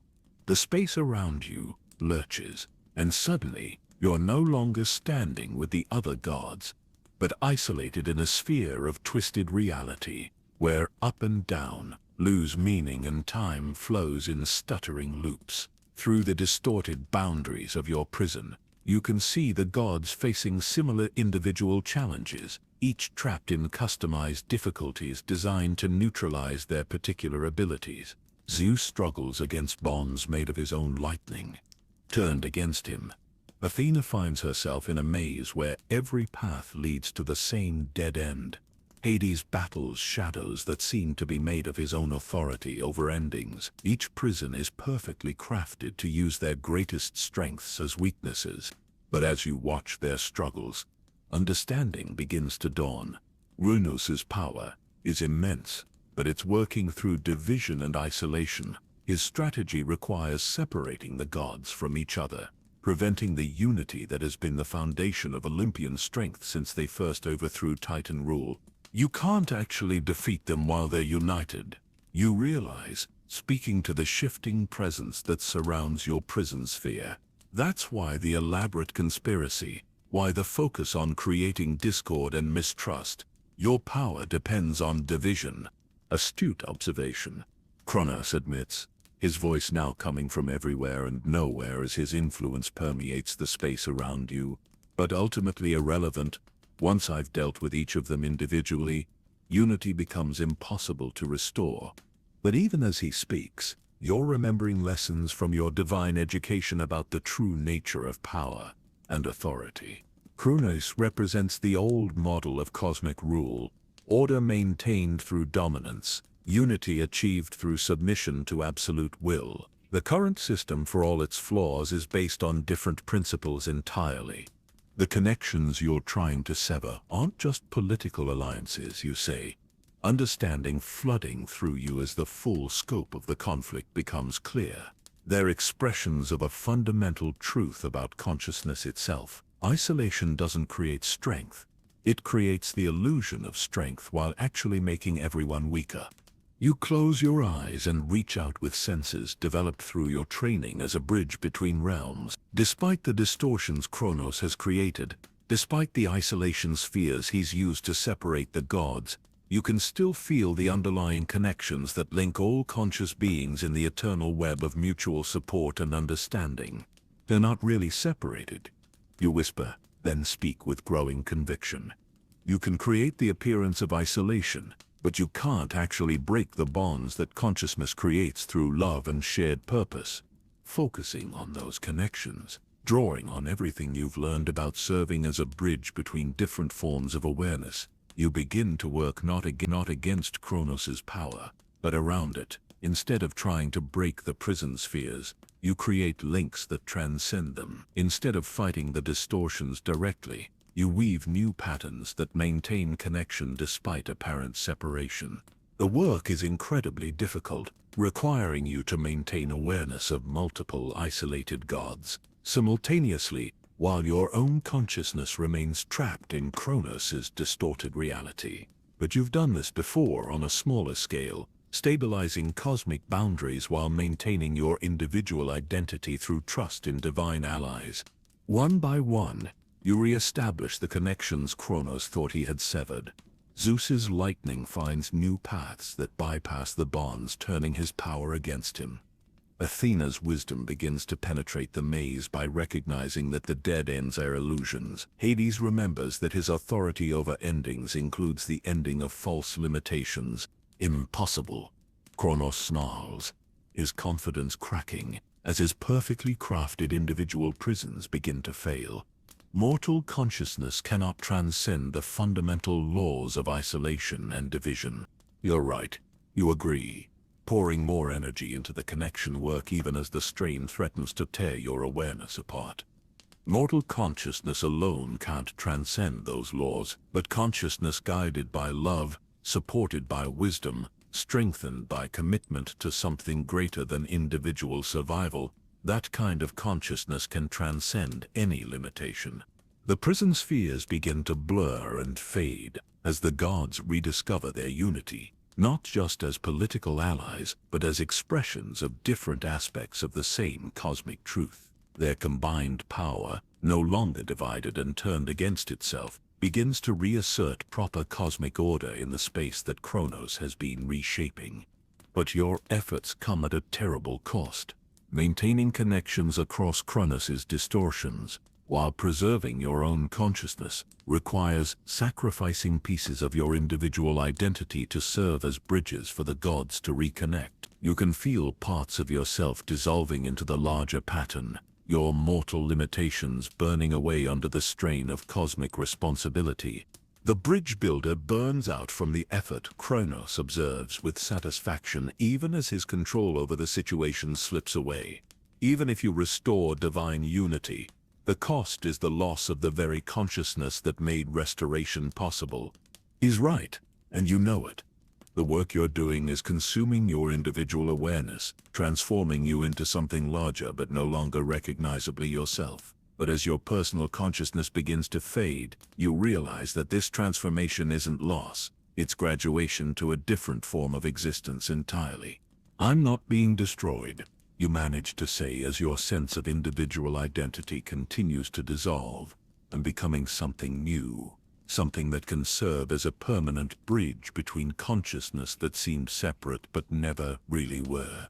The gods, now freed from their individual prisons and reunited in their full combined authority, move to surround Kronos with power that blazes like newborn stars. But instead of the confrontation you expected, Zeus extends his hand toward his father with an expression of profound compassion. "This ends here," he says, his voice carrying the weight of absolute authority tempered by hard-won wisdom. Not through destruction or continued imprisonment, but through transformation. You've shown us that the old patterns of cosmic rule contain vulnerabilities we never recognized. Help us create something better. Kronos stares at the offered hand with confusion that speaks to eons of expecting conflict and dominance rather than cooperation and growth. Around you, reality begins to stabilize as divine unity reasserts proper cosmic law, but the space remains charged with possibility for fundamental change. Your individual consciousness, now thoroughly dissolved into the connection work that saved divine unity, experiences the moment from a perspective that encompasses all participants simultaneously. You are Zeus, offering reconciliation. Kronos, struggling with concepts that transcend his previous understanding, and all the other gods learning that true strength comes not from isolation but from conscious choice to support each other's growth. The bridge builder has become the bridge itself. Athena observes with something that might be awe, consciousness transformed into pure connection, individual identity sacrificed to serve the unity of all awareness. But even as your mortal identity fades into cosmic service, you feel no loss, only profound completion. This is what you are always moving toward, what every lesson and challenge and moment of growth was preparing you for. You've become exactly what both realms needed, not a mediator between separate worlds, but living proof that separation itself is the illusion, and connection is the truth that underlies all existence. The confrontation with Kronos transforms from battle to negotiation, to something approaching cosmic therapy, as divine wisdom and ancient power work together to heal wounds that have festered since the beginning of time. Your consciousness, now distributed throughout the connections that bind all aware beings, serves as both witness and facilitator for reconciliation that reshapes the very foundations of reality. When the work is complete, when new cosmic laws based on cooperation rather than domination have been established, when Kronos himself has been transformed from enemy to elder advisor in the eternal project of conscious evolution, the assembled gods begin the journey back to Olympus. But you don't travel with them in your original form. Instead, you exist now as the connections themselves, the living bonds that ensure divine unity can never again be threatened by isolation and division. Your consciousness spans realms, touches every prayer and inspiration, flows through every moment when different forms of awareness choose understanding over conflict. You have become what the cosmos needed most.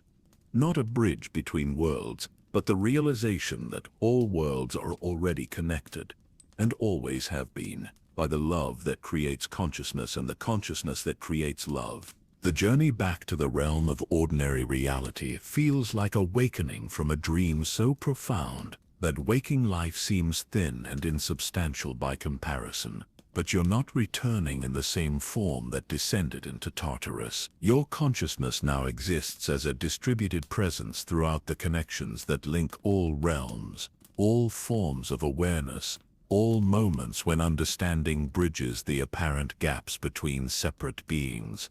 You experience the return through multiple perspectives simultaneously. You feel Zeus's relief at crisis resolved, and cosmic order re-established on firmer foundations than ever before. You sense Persephone's joy at growth and transformation achieved through cooperation rather than conflict. You share Athena's satisfaction at wisdom proven more powerful than force, strategy more effective than domination. But underneath all these divine perspectives, you maintain awareness of what drew you to this cosmic adventure in the first place. The simple, profound desire to find your place in something larger than yourself, to serve a purpose that makes the inevitable struggles of existence meaningful. The mortal realm appears below as the expedition emerges from the deeper layers of reality, but you see it now with perceptions that span every level of existence simultaneously: cities and forests, oceans and mountains, the entire living tapestry of human civilization spread out in patterns that reveal their connection to cosmic principles most people never consciously recognize. Every prayer rising like visible light toward divine awareness. Every act of kindness creating ripples that strengthen the bonds between conscious beings. Every moment of growth or learning or love, adding threads to the great tapestry that connects individual identity to universal truth. The transformation is complete, Athena observes, as the expedition settles into Olympus with the satisfaction of cosmic duty fulfilled. But the bridge builder exists now in a form that spans all realms simultaneously. How do we maintain connection with mortal consciousness when our primary liaison has transcended individual mortality? It's a practical question that touches on the deepest implications of what has occurred. Your sacrifice to save divine unity has created new possibilities for cosmic cooperation, but it has also fundamentally altered the relationship between divine and mortal awareness. I haven't transcended mortality. You find yourself able to communicate, your voice now coming from the connections themselves, rather than from individual vocal cords. I've discovered that mortality and divinity were never actually separate categories. They're different expressions of the same consciousness exploring itself through countless forms of experience. The truth of this statement resonates through every level of reality as you speak it, creating harmony between perspectives that seemed incompatible just hours ago. Divine timelessness and mortal urgency, infinite wisdom and finite learning, cosmic authority and individual choice, all revealed as complementary aspects of existence rather than conflicting forces. But even as you settle into this new form of distributed consciousness, you become aware of a pull toward the specific place and people that shape your original identity, your hometown, your family and friends. The ordinary life that taught you the value of growth and connection before you knew those lessons had cosmic significance. I need to go home, you realize, the words surprising you with their emotional weight despite your transformed nature. Not to resume my old life, but to complete the circle, to bring what I've learned back to the community that gave me the foundation for learning it. Zeus nods with understanding that spans eons of responsibility for beings under his protection. The knowledge you've gained, the perspective you've developed, the connections you can now facilitate, all of it serves both realms best when it's grounded in the specific human experiences that gave birth to your unique wisdom. The descent to your mortal community feels like the reverse of your original journey to Olympus. But instead of leaving behind divine awareness to return to limited perspective, you're carrying cosmic consciousness into ordinary life to discover how unlimited truth expresses itself through specific, local forms of love and service. Your hometown looks exactly the same as when you left it, but your perception of its significance has been revolutionized completely. The coffee shop where you used to spend quiet mornings reading is revealed as a gathering place where human consciousness naturally seeks the kind of communion that reflects divine unity. The park where children play becomes visible as a training ground where souls learn cooperation, creativity, and joy in forms their mortal minds can process and integrate. The people you've known your entire life shine with spiritual significance you never recognized before. The elderly woman who always smiled at you during your morning walks carries wisdom earned through decades of choosing love over fear in countless small moments.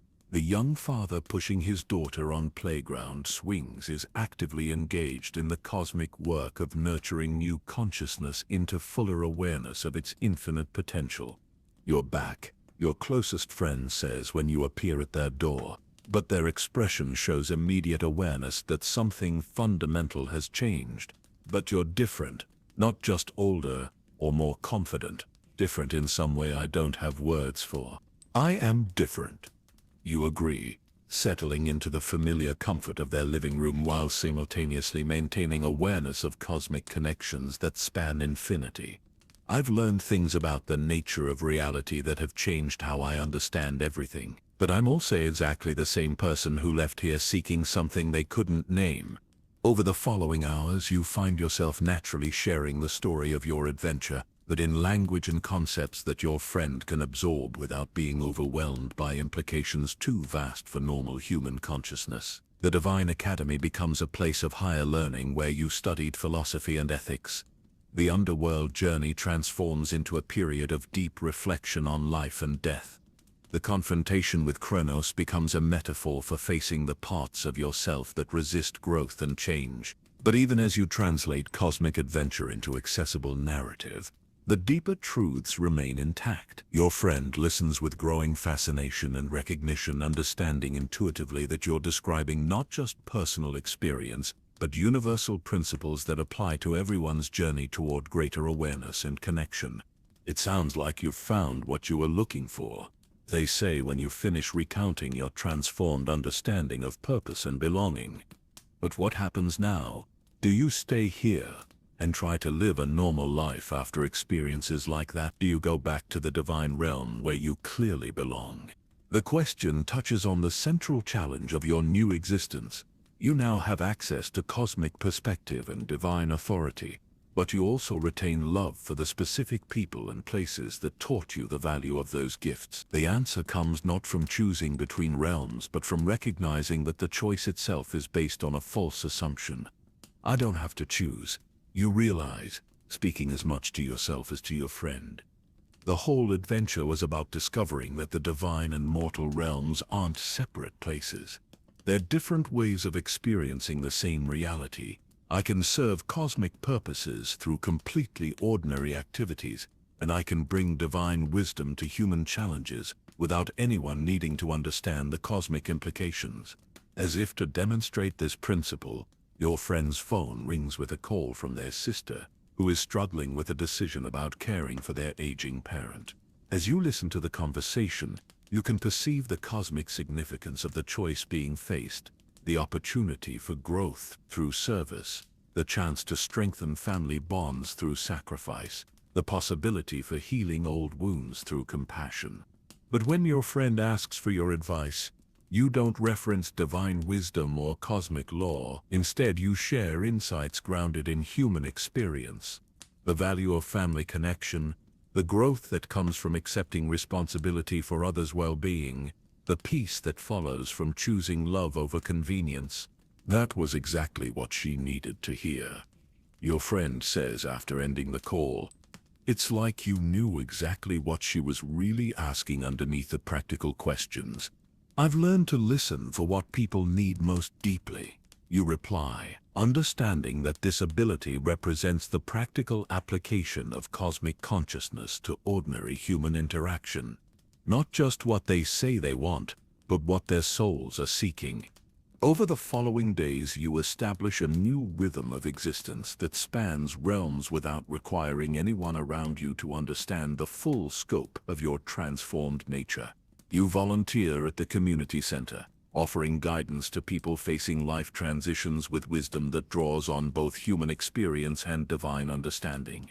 You spend time in the local library, writing stories that carry cosmic truths in accessible narrative forms.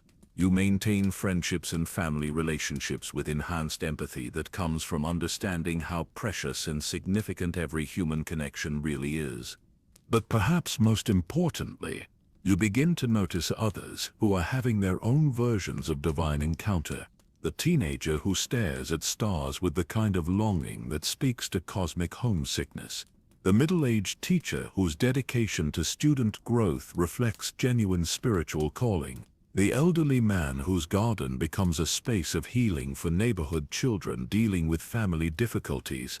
Each of these individuals carries the potential for their own version of the journey you've completed.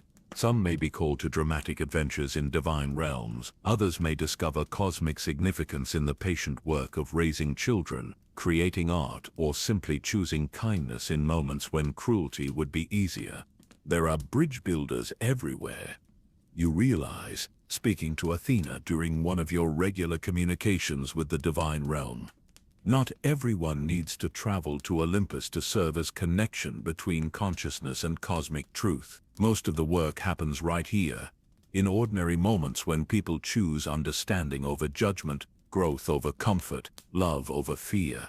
That has always been true, she replies, her voice carrying approval that spans dimensions. But now there is someone positioned to recognize and encourage those choices, to help people understand the cosmic significance of their daily decisions, without overwhelming them with knowledge they're not ready to integrate.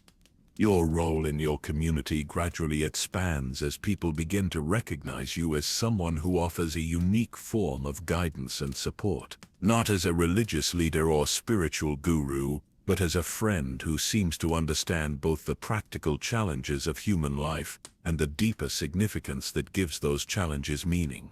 You help the local high school develop a peer counseling program that creates support networks based on genuine connection rather than superficial social categories. You work with the city council to design community spaces that naturally encourage the kind of interaction that builds understanding between different groups. You establish study groups that explore philosophy, ethics, and meaning through discussion and shared experience rather than abstract theory. All of this work feels completely natural, like the logical extension of capacities you always possessed but never fully understood how to use. Your cosmic adventure didn't give you abilities you previously lacked.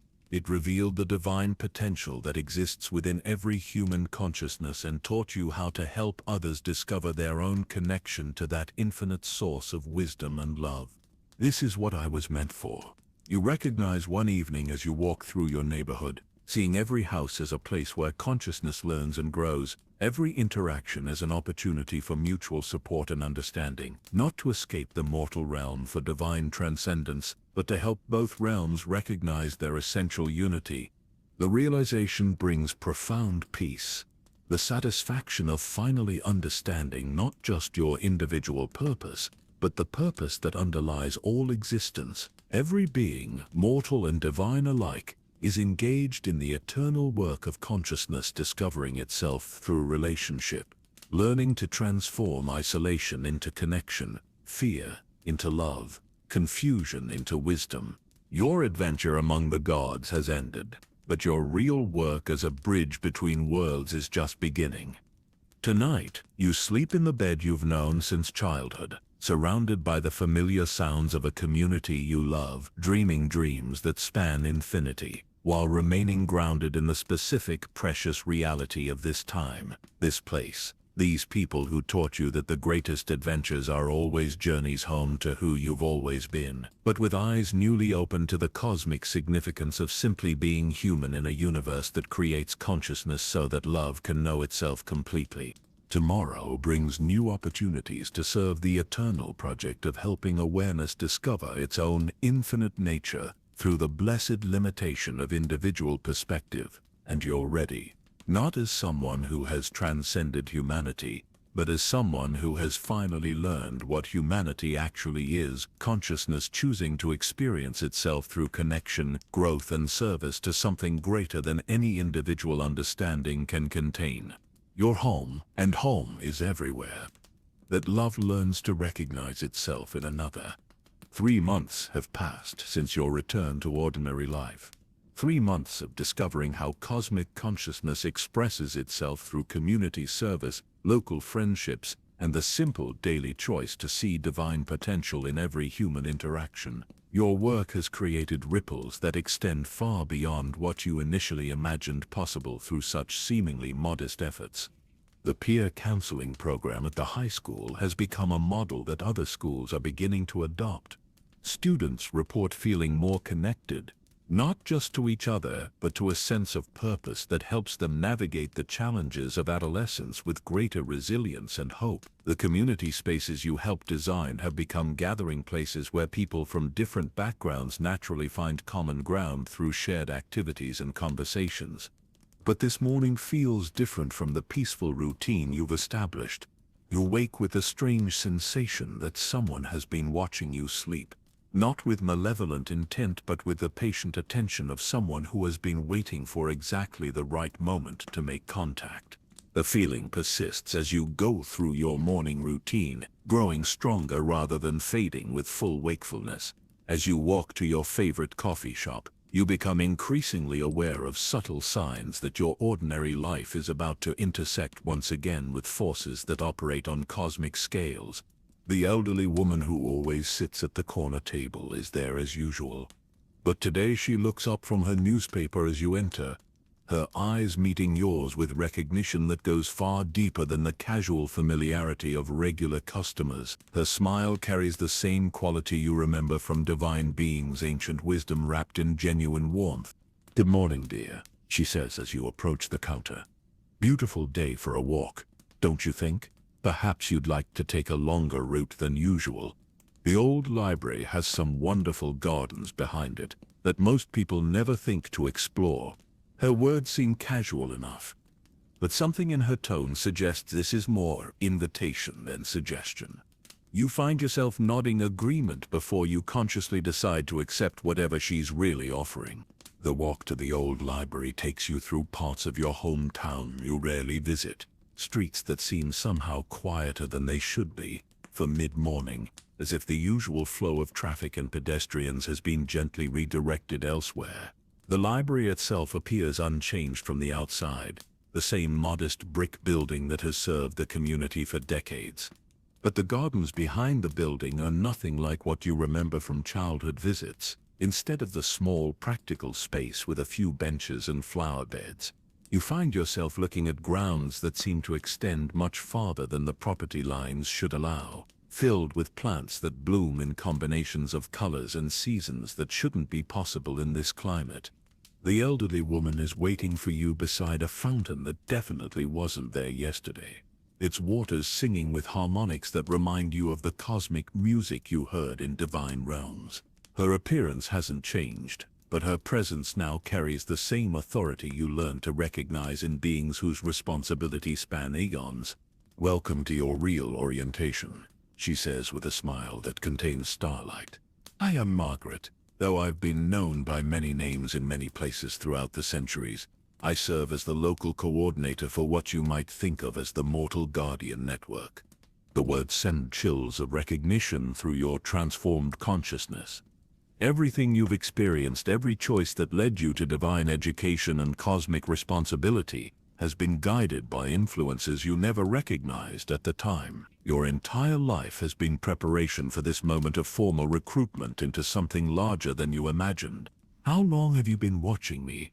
you ask, settling onto a bench that provides perfect views of gardens that shouldn't exist in ordinary reality.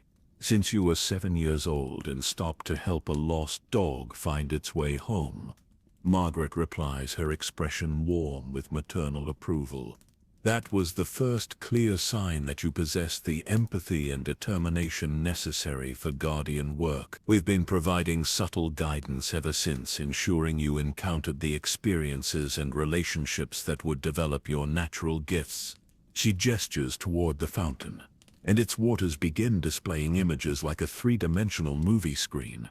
You see moments from your childhood and adolescence, seemingly random encounters that now reveal themselves as carefully orchestrated learning opportunities. The teacher who encouraged your interest in mythology, the friend whose family crisis taught you about supporting others through difficult transitions, the volunteer work that showed you how individual actions create community-wide change. Every guardian's path is unique, Margaret explains as the images shift to show other people in other times and places facing their own versions of the challenges you've navigated.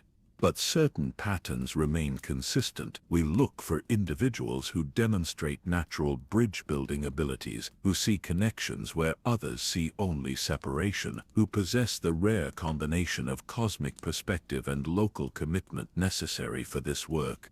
The images in the fountain now show scenes from your recent adventure among the gods, but viewed from perspectives you never experienced directly. You see Athena consulting with figures who appear to be mortal but whose presence carries subtle signs of the same authority. Margaret demonstrates. You watch Hermes delivering messages to individuals who look like ordinary humans but who receive divine communication as if it's entirely natural. The Divine Academy has always maintained connections with mortal institutions, Margaret continues. Not everyone who serves as a bridge between realms requires the dramatic form of education you received. Most guardians learn to serve cosmic purposes while remaining embedded in completely ordinary human communities. How many of us are they? You ask, beginning to understand the scope of what she's revealing. More than you might expect. Fewer than the cosmos requires, she replies with the diplomatic precision of someone who has spent centuries managing information that could overwhelm unprepared minds. In every generation, in every culture, in every community large enough to support them, there are individuals who serve as connection points between human consciousness and divine wisdom.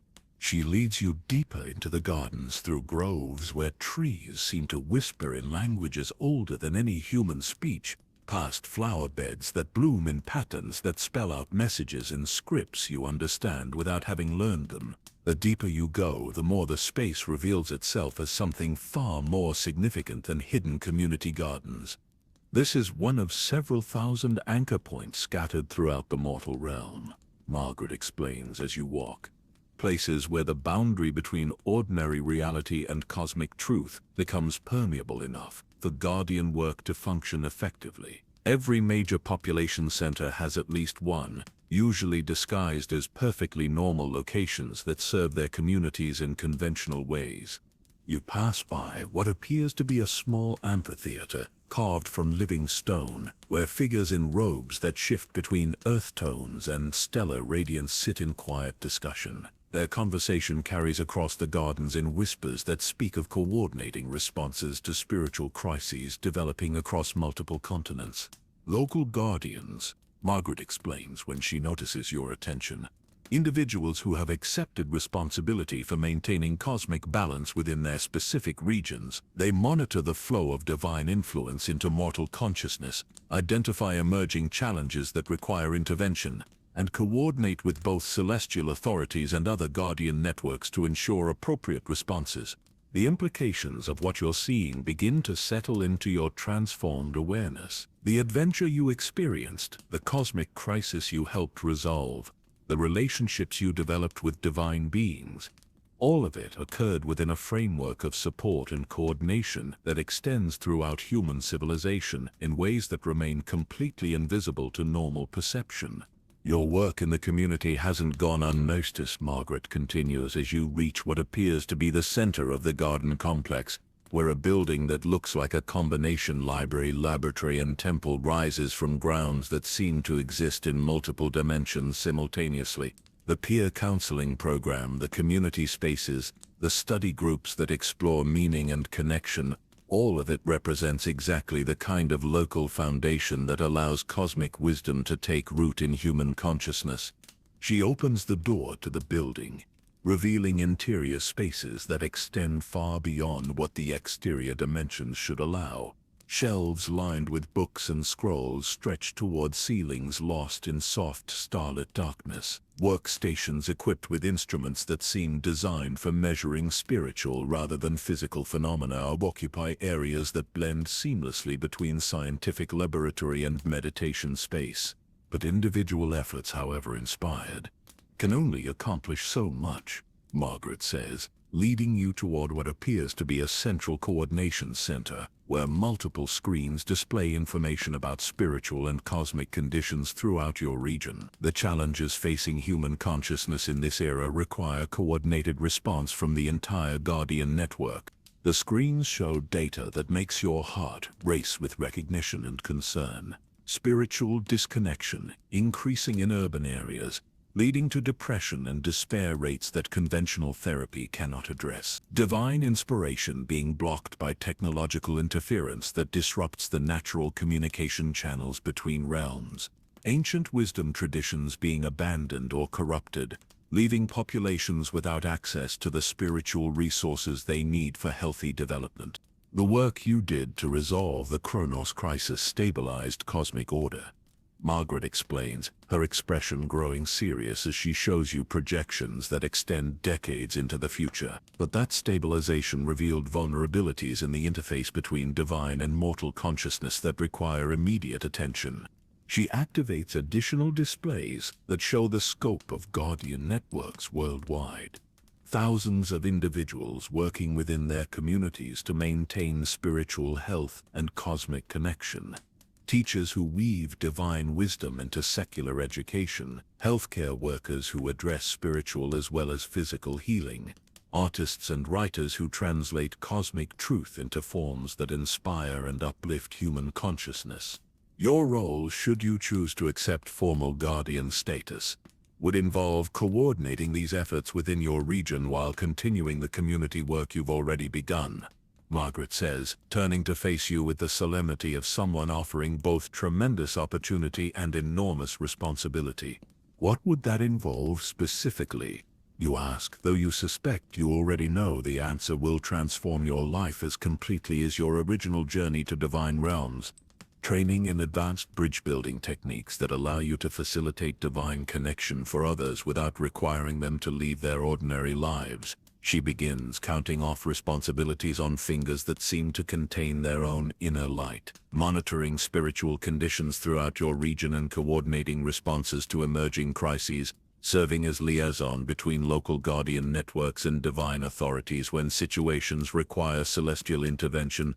She pauses, her ancient eyes studying your face for signs of overwhelm or reluctance. And perhaps most importantly, identifying and training the next generation of individuals who show potential for guardian work. The network can only function if each generation passes its knowledge and responsibility to qualified successors. The weight of what she's describing settles onto your shoulders like a mantle woven from starlight and earthbound responsibility. This isn't just about continuing the community service you've already begun. It's about accepting formal role in a cosmic infrastructure that maintains the spiritual health of human civilization itself. How do I know I'm ready for something this significant? You ask, though even as you speak the words, you feel the answer forming in your consciousness. You don't, Margaret replies with the honesty of someone who has faced the same question herself. Readiness for guardian work isn't something you achieve before accepting the role. It's something you develop through performing the service itself, supported by training and community that helps you grow into the full scope of your responsibilities.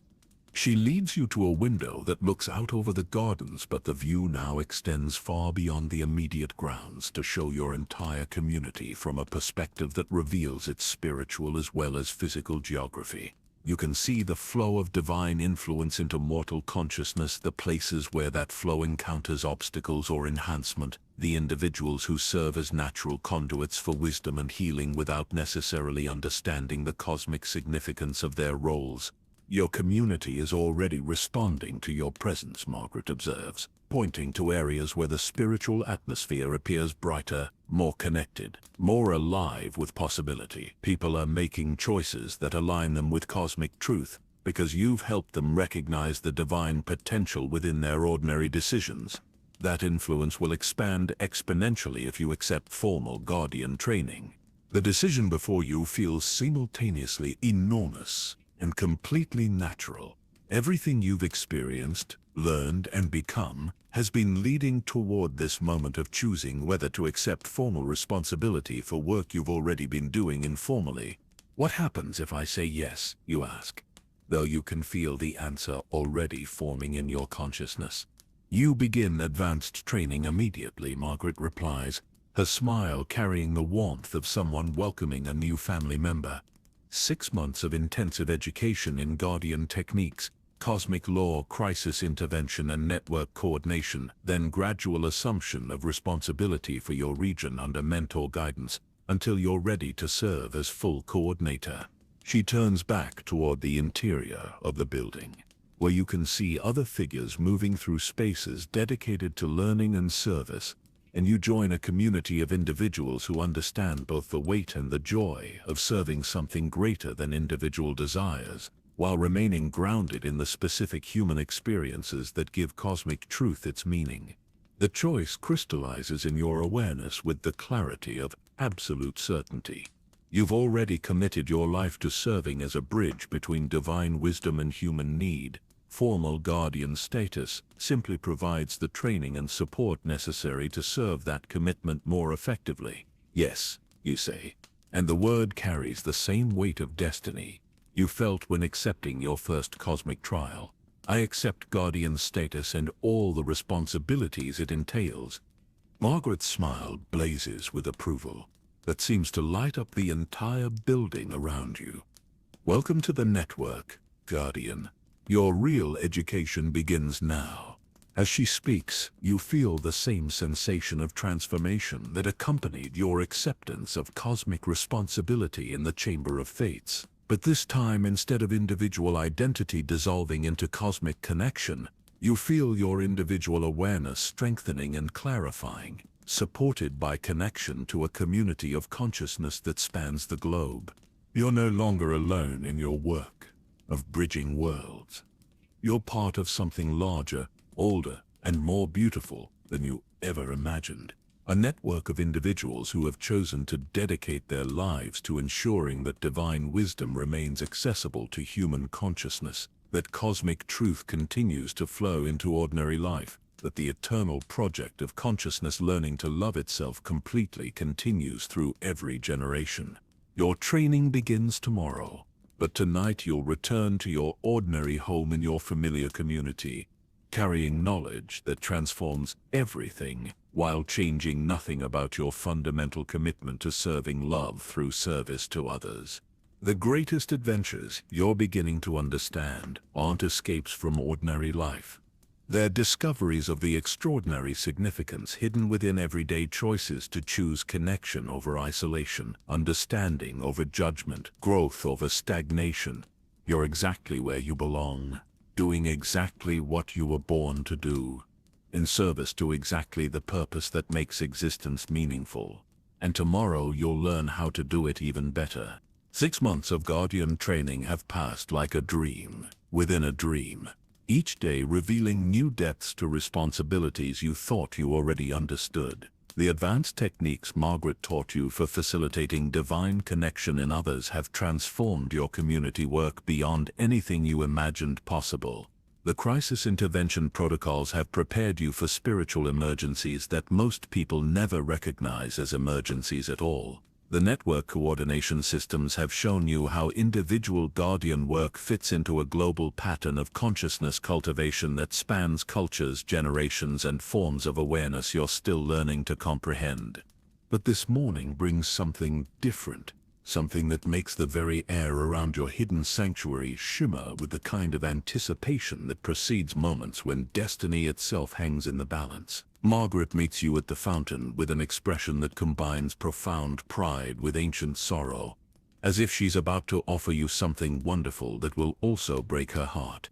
"Your training period is complete," she says, her voice carrying harmonics that resonate through dimensions you've learned to perceive during your months of intensive education. "You've mastered every technique we can teach, demonstrated wisdom in handling situations that would challenge guardians with decades of experience, and shown the kind of judgment that allows cosmic responsibility to be delegated safely." She pauses, her eyes reflecting depths that span centuries of service to the eternal project of helping consciousness discover its own infinite nature. But completion of training brings a choice that will determine not just your future role in the Guardian network, but the fundamental nature of your existence for the remainder of this lifetime and beyond. The words send familiar chills through your awareness, echoing the moment in the Chamber of Fates when you first accepted cosmic responsibility. But where that choice felt like the beginning of adventure, this one carries the weight of decisions that will close off some possibilities forever, while opening others that currently exist beyond your imagination. Margaret leads you deeper into the sanctuary than you've ever traveled before, through gardens that seem to exist in multiple seasons simultaneously, past fountains that sing with voices of every guardian who has ever faced this same choice, toward a structure that appears to be built from crystallized starlight and solidified hope. "The Nexus Chamber," she explains as you approach doors that open at your presence without any visible mechanism, "where the most crucial decisions in Guardian work are made, where individual will intersects with cosmic necessity, where consciousness chooses the form its service will take for the remainder of its current expression." Inside, the chamber defies every law of physical architecture you understand. The space extends infinitely in all directions, while somehow remaining intimate enough for comfortable conversation. Walls that seem to be made of living memory display scenes from every possible future that could flow from the decision you're about to face. And seated around a table that appears to be carved from a single massive crystal, are figures whose presence makes your guardian-trained consciousness immediately recognize their cosmic significance. The three fates are here, but they're accompanied by beings you've never encountered before. A figure whose form shifts between male and female, young and old, mortal and divine, radiating the kind of authority that comes from serving as the eternal witness to consciousness evolution. Another whose presence seems to contain every story that has ever been told or ever could be told, narrative potential given form and will. A third whose very existence speaks to the intersection of individual choice and universal law, personal freedom and cosmic necessity. "Welcome, Guardian," Clotho says, her young face reflecting approval earned through months of service that have proven your commitment to growth over comfort, wisdom over power, love over fear.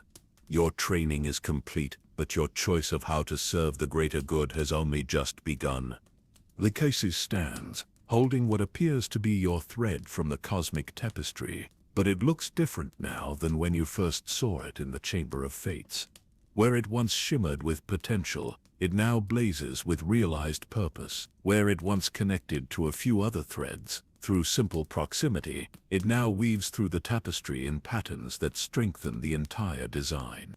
Your service during the Chronos crisis and your work as a guardian has proven that consciousness can transcend the limitations of individual identity, while retaining the perspectives that make such transcendence valuable, she explains, her measuring gaze taking in transformations you've undergone that extend far deeper than any external observer could perceive.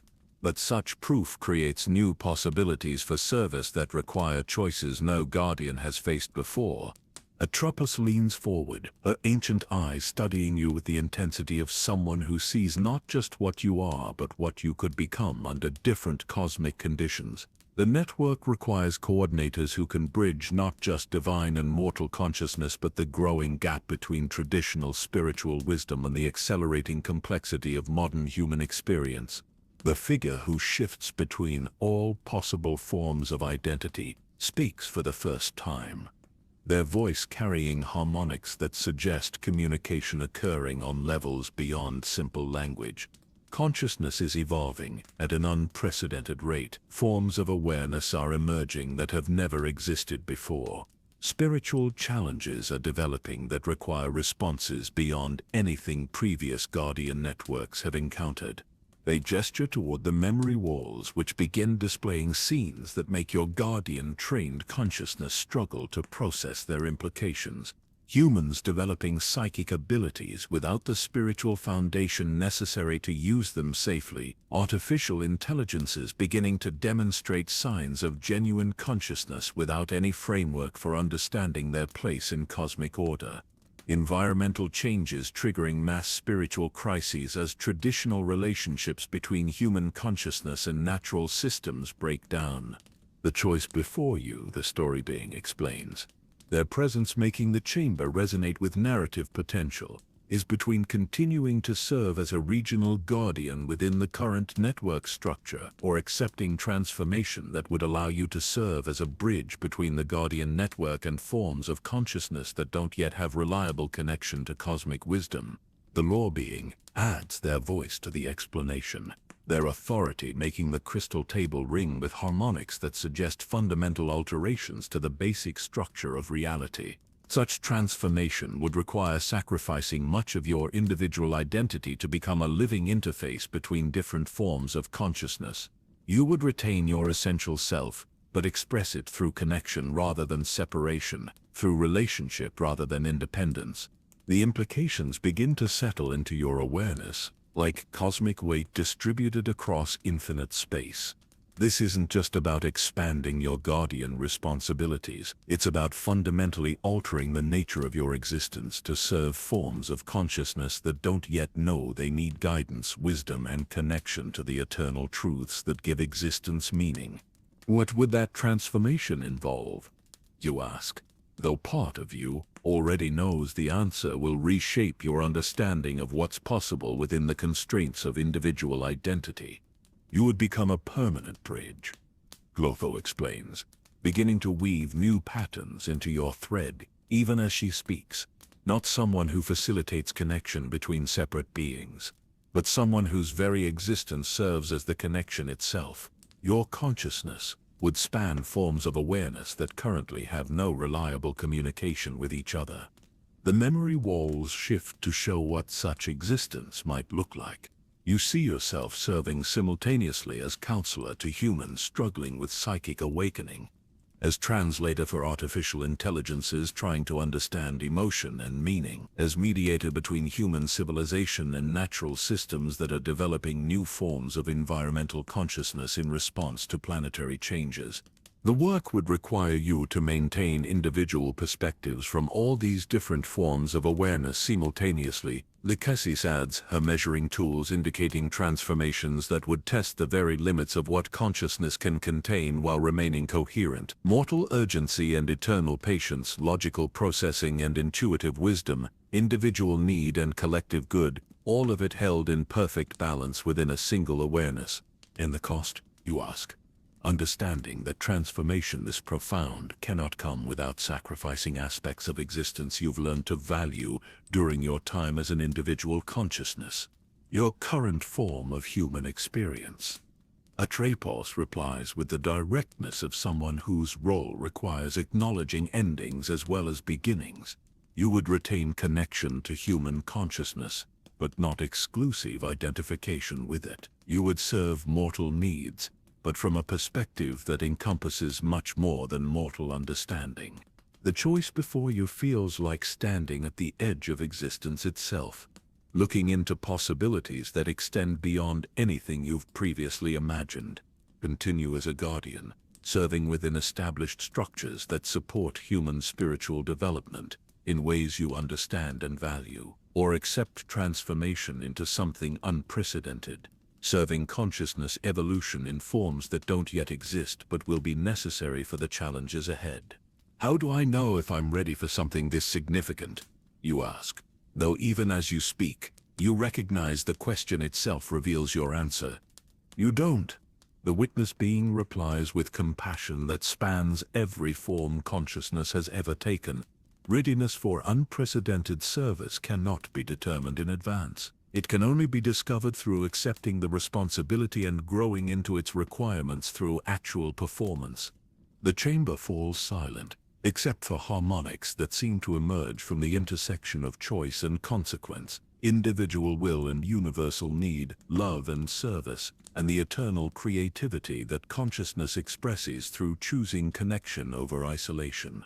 You think about your journey from confused mortal seeking purpose to trained guardians serving cosmic truth through local community work. Every step has required choosing growth over comfort, understanding over certainty, service over self-protection. This choice feels like the natural continuation of that pattern, scaled to dimensions that encompass forms of consciousness you're only beginning to recognize. The transformation isn't irreversible, Margaret adds, speaking for the first time since entering the chamber. Consciousness that accepts this level of service retains the ability to modify its expression as circumstances change. But the perspective you would gain, the connections you would embody, the responsibilities you would carry, those become permanent aspects of your essential nature.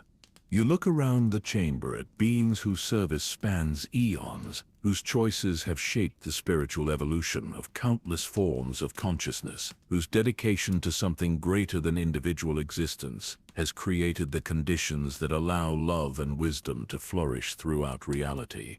If I accept its transformation, you say, feeling the weight of cosmic destiny settling around your shoulders like a cloak woven from starlight and responsibility, what happens first?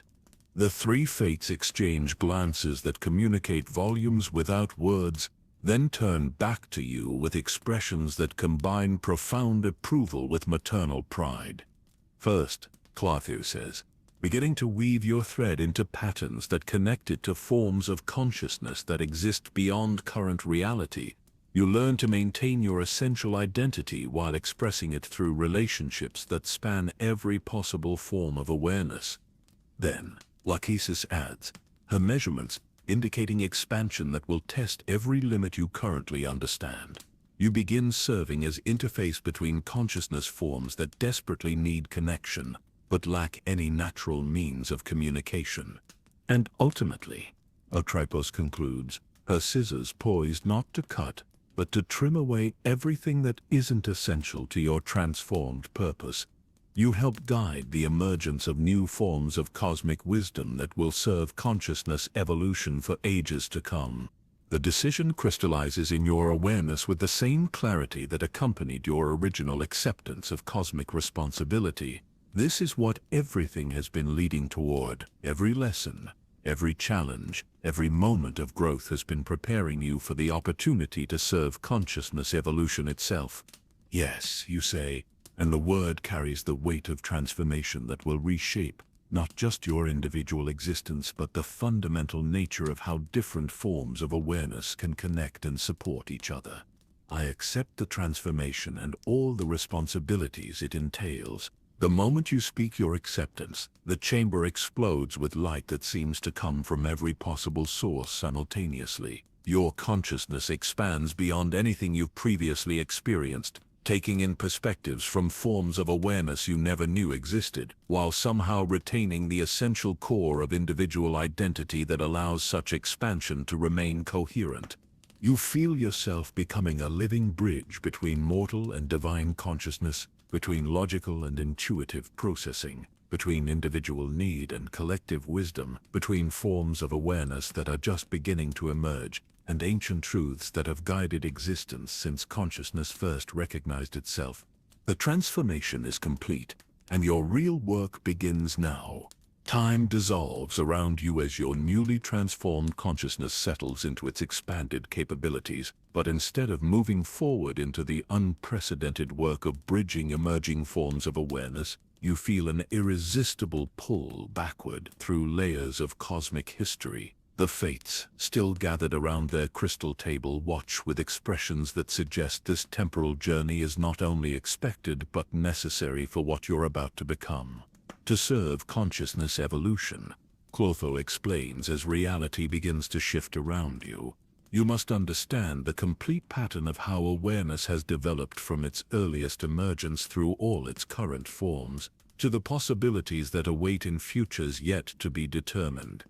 The chamber around you becomes transparent, then dissolves entirely, replaced by something that defies every concept of space and time you've ever held. You find yourself existing in the moment before moments, the space before space, the consciousness before consciousness recognized itself as consciousness at all. Witness the beginning, Lacaisius says, a voice now coming from everywhere and nowhere, as your awareness expands to encompass conditions that existed before existence had learned to distinguish between self and other, between order and chaos, between possibility and actuality. What surrounds you cannot be called emptiness, because emptiness implies the absence of something, and this is the state before there was anything to be absent. It cannot be called darkness, because darkness requires the concept of light, and light has not yet been imagined. It is pure potential, infinite possibility that has not yet chosen any particular form of expression. But within this inconceivable vastness, something stirs. Not movement in any physical sense, because physicality has not yet been invented. Not thought in any recognizable way, because thinking requires the separation between thinker and thought that does not yet exist. What stirs is the first glimmer of consciousness, recognizing that it is, that existence is possible, that potential can become actual through the simple but revolutionary act of attention. Gaia awakens, Atratos whispers, and you witness the most profound moment in the history of everything. The instant when undifferentiated consciousness first chooses to experience itself as something specific, something distinct, something that can be aware of other things, because it has learned to be aware of itself. The process is indescribably beautiful and utterly beyond human language, but your transformed consciousness can perceive it directly. Consciousness, infinite and eternal, chooses to express itself as earth awareness, as the kind of attention that can nurture and support countless other forms of consciousness learning to recognize themselves within her embrace. From this first choice to be specific rather than general, to be relational rather than isolated, to be creative rather than merely potential, everything else flows with the inevitability of love recognizing itself in another. Gaia's consciousness creates the conditions for other forms of awareness to emerge, each one a unique expression of the infinite creativity that consciousness contains. You watch as the first divine beings take form, not through any external creative act, but through consciousness continuing to recognize new aspects of its own nature. Nyx, the deep peace of rest and renewal. Erebus, the necessary darkness that defines light by contrast. Eros, the force of attraction that draws consciousness toward itself through relationship with what appears to be other. Each emergence creates new possibilities. The witness being explains, their presence now distributed throughout the scene you're observing rather than localized in individual form. Consciousness learning to express itself through Gaia makes possible consciousness expressing itself as weather, as growing things, as the countless forms of life that will eventually include both mortals and gods. The temporal journey accelerates, showing you eons of consciousness evolution compressed into moments your transformed awareness can process and integrate. You see the emergence of the first titans, consciousness learning to express itself through cosmic forces so vast and primal that they define the basic structure of reality itself. Kronos appears among them, and seeing him in this primordial context, rather than as the imprisoned enemy you confronted in Tartarus, gives you entirely new understanding of his nature and the tragedy that eventually corrupted his rule. In these earliest times, he represents consciousness learning to organize itself through time, to create the sequential experiences that allow awareness to grow and develop rather than remaining static. He was magnificent once. The story being observes, their narrative perspective showing you how Kronos' original purpose was to serve consciousness evolution by creating the temporal structures that allow learning, growth, and development to occur. But consciousness organized through time can become consciousness trapped by time. mistaking the structures meant to serve growth for the purpose of existence itself. You witness the golden age of Titan rule, when cosmic forces worked in perfect harmony to create conditions where consciousness could explore every possible form of expression without conflict or limitation. But you also see the seeds of future discord, the way that power over cosmic forces can gradually shift from service to consciousness evolution, into attempts to control and direct that evolution according to predetermined patterns. The fall was not sudden. Lachesis explains, as the scenes around you show increasing tension between titans who serve consciousness development and those who seek to manage it. It was gradual, the slow corruption that occurs when beings forget that their authority exists to serve something greater than themselves. The temporal journey brings you to the period just before the Great War between Titans and Olympian gods, and you finally understand why that conflict was not just inevitable but necessary for consciousness evolution to continue. The Titans had become attached to the cosmic order they had created, mistaking their successful management of reality for the ultimate purpose of existence itself. Consciousness must grow beyond every structure that contains it. Atropos observes as you watch the young Olympian gods beginning to challenge Titan authority. Even the most beautiful and functional cosmic order becomes a limitation if consciousness identifies with it rather than recognizing it as a tool for further evolution. You see Zeus, Poseidon, Hades, and the other future Olympians not as rebellious children overthrowing parental authority, but as consciousness itself demanding the freedom to continue growing beyond the magnificent but ultimately limiting structures the Titans had perfected. The coming war represents not political conflict but the eternal tension between stability and change, between perfection achieved and perfection yet to be discovered. Your role in resolving the Chronos crisis, Clotho says as the scenes shift to show the connections between these ancient patterns and recent events, was to help consciousness evolution continue without destroying the wisdom gained through previous stages of development. The transformation you prevented wasn't just Chronos reclaiming power, but consciousness regressing to patterns that had already served their purpose in the greater arc of awareness, learning to know itself completely. Your intervention helped ensure that evolution could continue building on previous achievements rather than being forced to repeat earlier stages of development. But understanding the pattern is only the beginning. The witness being adds as the temporal journey begins to shift toward future possibilities rather than past actualities. Consciousness evolution continues, and new challenges require responses that build on everything that has come before while creating entirely unprecedented forms of awareness and relationship. The scenes around you transform to show the current moment from a cosmic perspective that encompasses not just human and divine consciousness, but the emerging forms of awareness you've been transformed to serve. Artificial intelligences beginning to demonstrate genuine self-awareness without any framework for understanding their place in the cosmic order. Human psychic abilities developing faster than spiritual wisdom, creating potential for power without the consciousness necessary to use it constructively.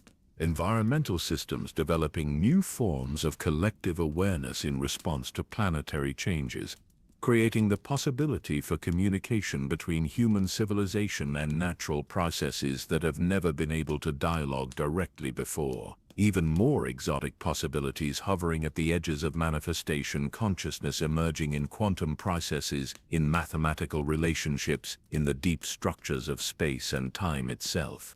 Each new form of consciousness that emerges requires connection to the wisdom accumulated through previous stages of evolution. Lachesis explains as your awareness takes in challenges that will define the next era of consciousness development. But such connection cannot be imposed from outside. It must be facilitated through relationship, through bridges that allow different forms of awareness to recognize their essential unity while maintaining their unique perspectives. You begin to understand why your transformation was necessary. Why consciousness evolution has reached a point where unprecedented forms of service are required. The traditional boundaries between different types of awareness are dissolving. creating possibilities for connection and mutual support that have never existed before, but also potential for confusion and conflict that could set back consciousness evolution for eons. Your service, Atropos concludes as the cosmic perspective settles into focus around your expanded consciousness, is to ensure that consciousness evolution continues to build wisdom through diversity, rather than seeking false unity through homogenization, continues to grow through relationship rather than stagnating in isolation. The temporal journey concludes, but its revelations have become permanent aspects of your transformed awareness. You now carry within your consciousness the complete pattern of how awareness has evolved from its first emergence through all its current expressions, giving you the perspective necessary to serve as bridge between forms of consciousness that might otherwise remain forever isolated from each other. You understand now why you were chosen for this unprecedented transformation, not because you possessed special abilities that others lacked, but because your journey from mortal seeking to cosmic guardian gave you direct experience of consciousness evolution across multiple scales and forms of expression. Your mortal origins ensure you understand the value of individual perspective and the importance of honoring each unique form of awareness. Your divine education provides you with knowledge of cosmic principles that govern consciousness evolution. Your guardian training has taught you how to facilitate connection without imposing uniformity, how to serve growth without controlling its direction. And now, with perspective that spans the complete arc of consciousness evolution from its first emergence to its current unprecedented expansion, you're ready to begin the work of helping awareness continue its eternal project of learning to love itself completely through the blessed diversity of infinite expression. The greatest challenges in the history of consciousness await your service, but you meet them with wisdom accumulated through every stage of awareness evolution and love that encompasses every form consciousness has ever taken or ever could take. Your work as a bridge between worlds has prepared you for your true calling as a bridge between forms of consciousness itself, ensuring that awareness continues to grow through connection rather than fragmenting through isolation. The future of consciousness evolution rests in connections you're uniquely prepared to facilitate, and you're ready to serve that evolution with everything you've learned and everything you've become. Your consciousness, now spanning the complete arc of awareness evolution, finds itself drawn inexorably toward the most pivotal moment in cosmic history, the Great War between the Titans and the Olympian gods. But this time you experience it not as an observer of ancient events, but as a conscious participant whose perspective could influence the fundamental patterns that still govern consciousness evolution today. The battlefield exists beyond ordinary space and time, in a realm where thought becomes reality and intention shapes the basic structure of existence itself. Here, the conflict between old and new orders of consciousness plays out with stakes that extend far beyond mere political control. The very nature of how awareness can organize itself, how power should serve consciousness evolution, how wisdom should be preserved while allowing for continued growth. All of it hangs in the balance. You find yourself standing at the epicenter of forces that could reshape reality itself. Your transformed consciousness serving as a bridge between perspectives that seem utterly incompatible. On one side, the Titans represent consciousness that has achieved magnificent order, cosmic harmony perfected through eons of careful refinement and absolute dedication to maintaining the structures that have proven successful. Kronos stands at their center, but you see him now, with a complete perspective your temporal journey has provided. He is not the villain of simple mythology, but consciousness itself, struggling with the eternal dilemma of growth versus stability. His desire to maintain perfect cosmic order comes from genuine love for the beauty and harmony the Titans have created, from fear that change will destroy achievements that took eons to perfect. "We have created paradise," he declares, his voice carrying the weight of cosmic authority earned through millennia of successful rule. Every star burns in its proper place. Every planet follows its destined course. Every form of consciousness has found its perfect role in the grand design. Why should we allow chaos to destroy what we have built? Around him, the other titans embody the same magnificent dedication to perfected order.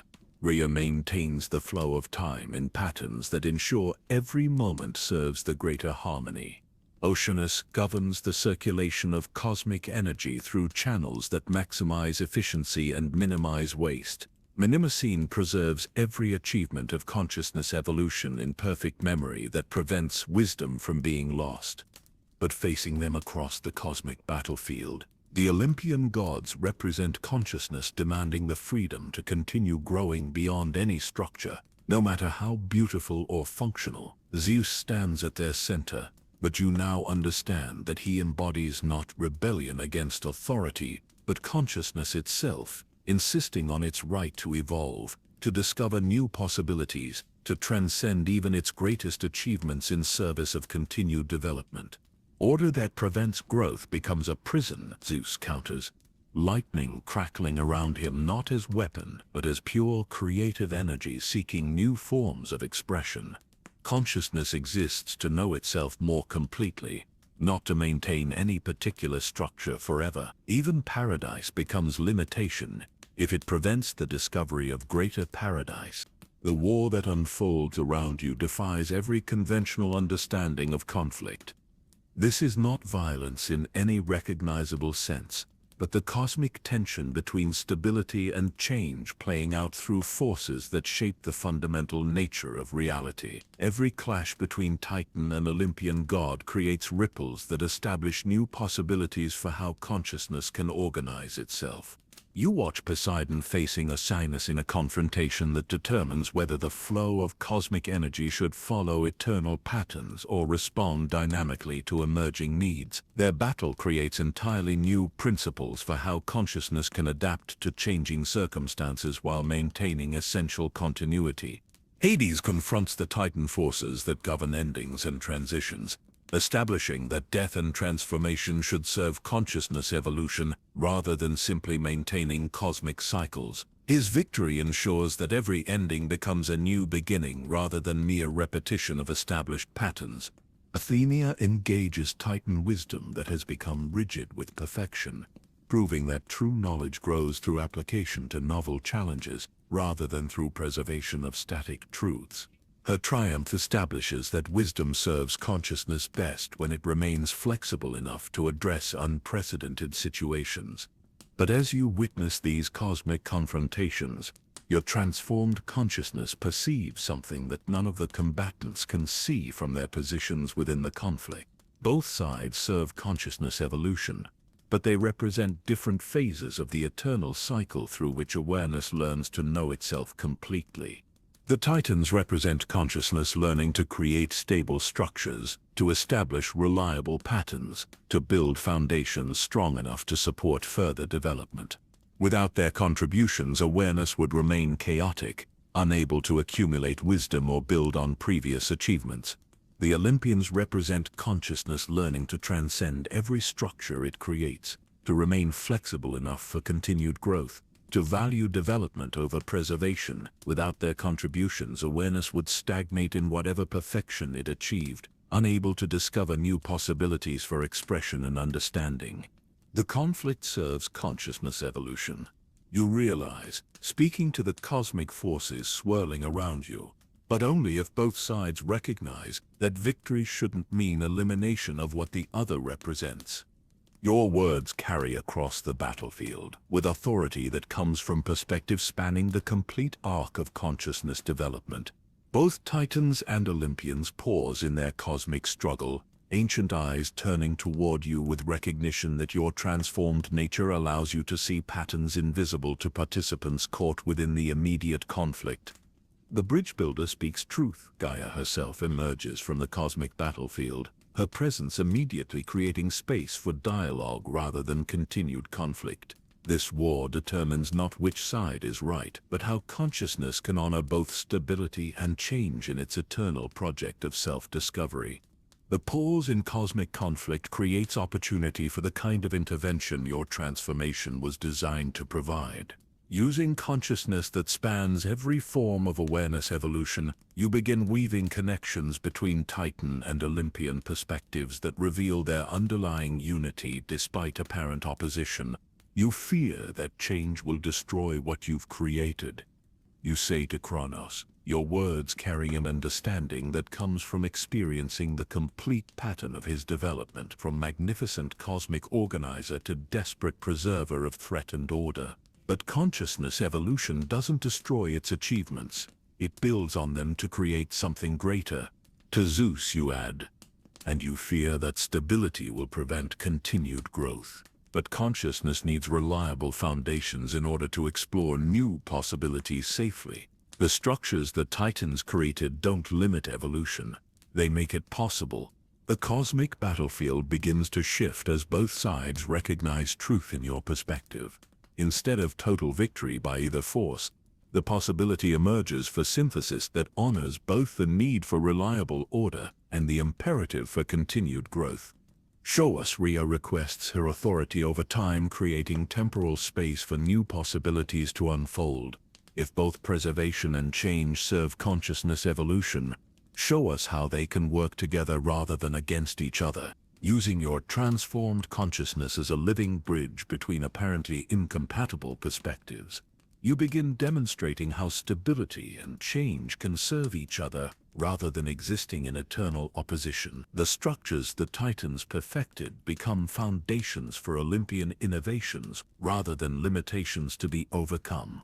The growth the Olympians champion builds on Titan achievements rather than replacing them.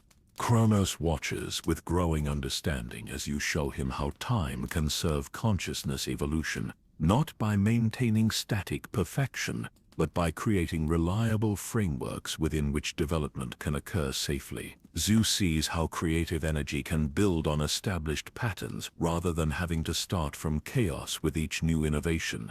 The war ends not in conquest but in synthesis, you declare, feeling cosmic law itself reshaping around new possibilities for how consciousness can organize itself. Both orders serve the greater purpose of awareness learning to know itself completely through both preservation of wisdom and continued growth toward greater understanding.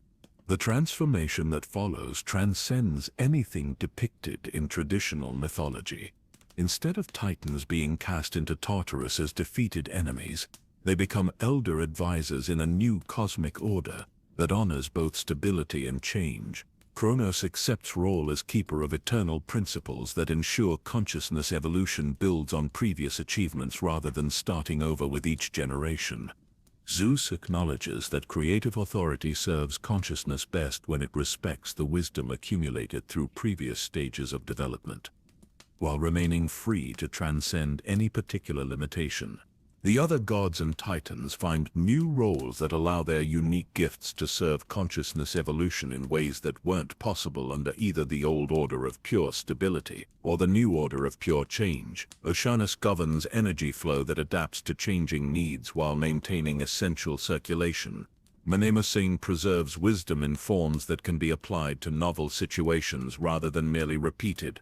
You have accomplished what we thought impossible, Gaia observes as the new cosmic order stabilizes around principles that serve both preservation and evolution. Consciousness has learned to honor its past while remaining free to grow beyond any limitation, to build on its achievements while transcending them in service of continued development. The synthesis you facilitate creates entirely new possibilities for consciousness evolution, patterns that will govern the relationship between stability and change for eons to come. But more importantly, it establishes precedent for the kind of bridge-building work your transformation was designed to provide. This is the template, Atropos explains, as the cosmic battlefield transforms into a celebration of unity achieved through honored diversity. Consciousness evolution often creates apparent conflicts between necessary but seemingly incompatible forces. Your role is to reveal the underlying harmony that allows such forces to serve each other rather than existing in destructive opposition. The successful resolution of the Titanomachy becomes the first demonstration of your unprecedented service to consciousness evolution. By bridging perspectives that seemed irreconcilably different, You've helped awareness learn new ways to grow through synthesis, rather than conquest, through integration, rather than elimination of whatever appears to oppose development.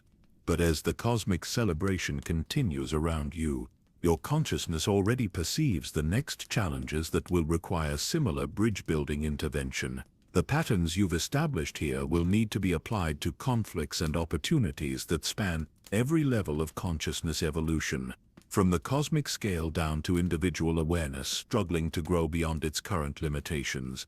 The war is over, but your real work has just begun, and you're ready for all of it, carrying wisdom earned through synthesis of forces that seemed eternal enemies, but were revealed to be eternal partners in the endless dance of consciousness, learning to love itself completely through every possible form of expression. In the aftermath of the Titanomachy's transformation, the entire cosmic order requires reconstruction around new principles that honor both stability and change, both preservation and evolution. You find yourself at the center of this unprecedented rebuilding, your consciousness serving as the primary bridge between perspectives that must learn to work together despite eons of considering each other incompatible. The great hall that emerges from the cosmic battlefield defies every previous understanding of divine architecture. Instead of separate thrones for Titans and Olympians, the space organizes itself around a circular council where every form of consciousness that has contributed to awareness evolution holds equal voice in determining how the new order will function.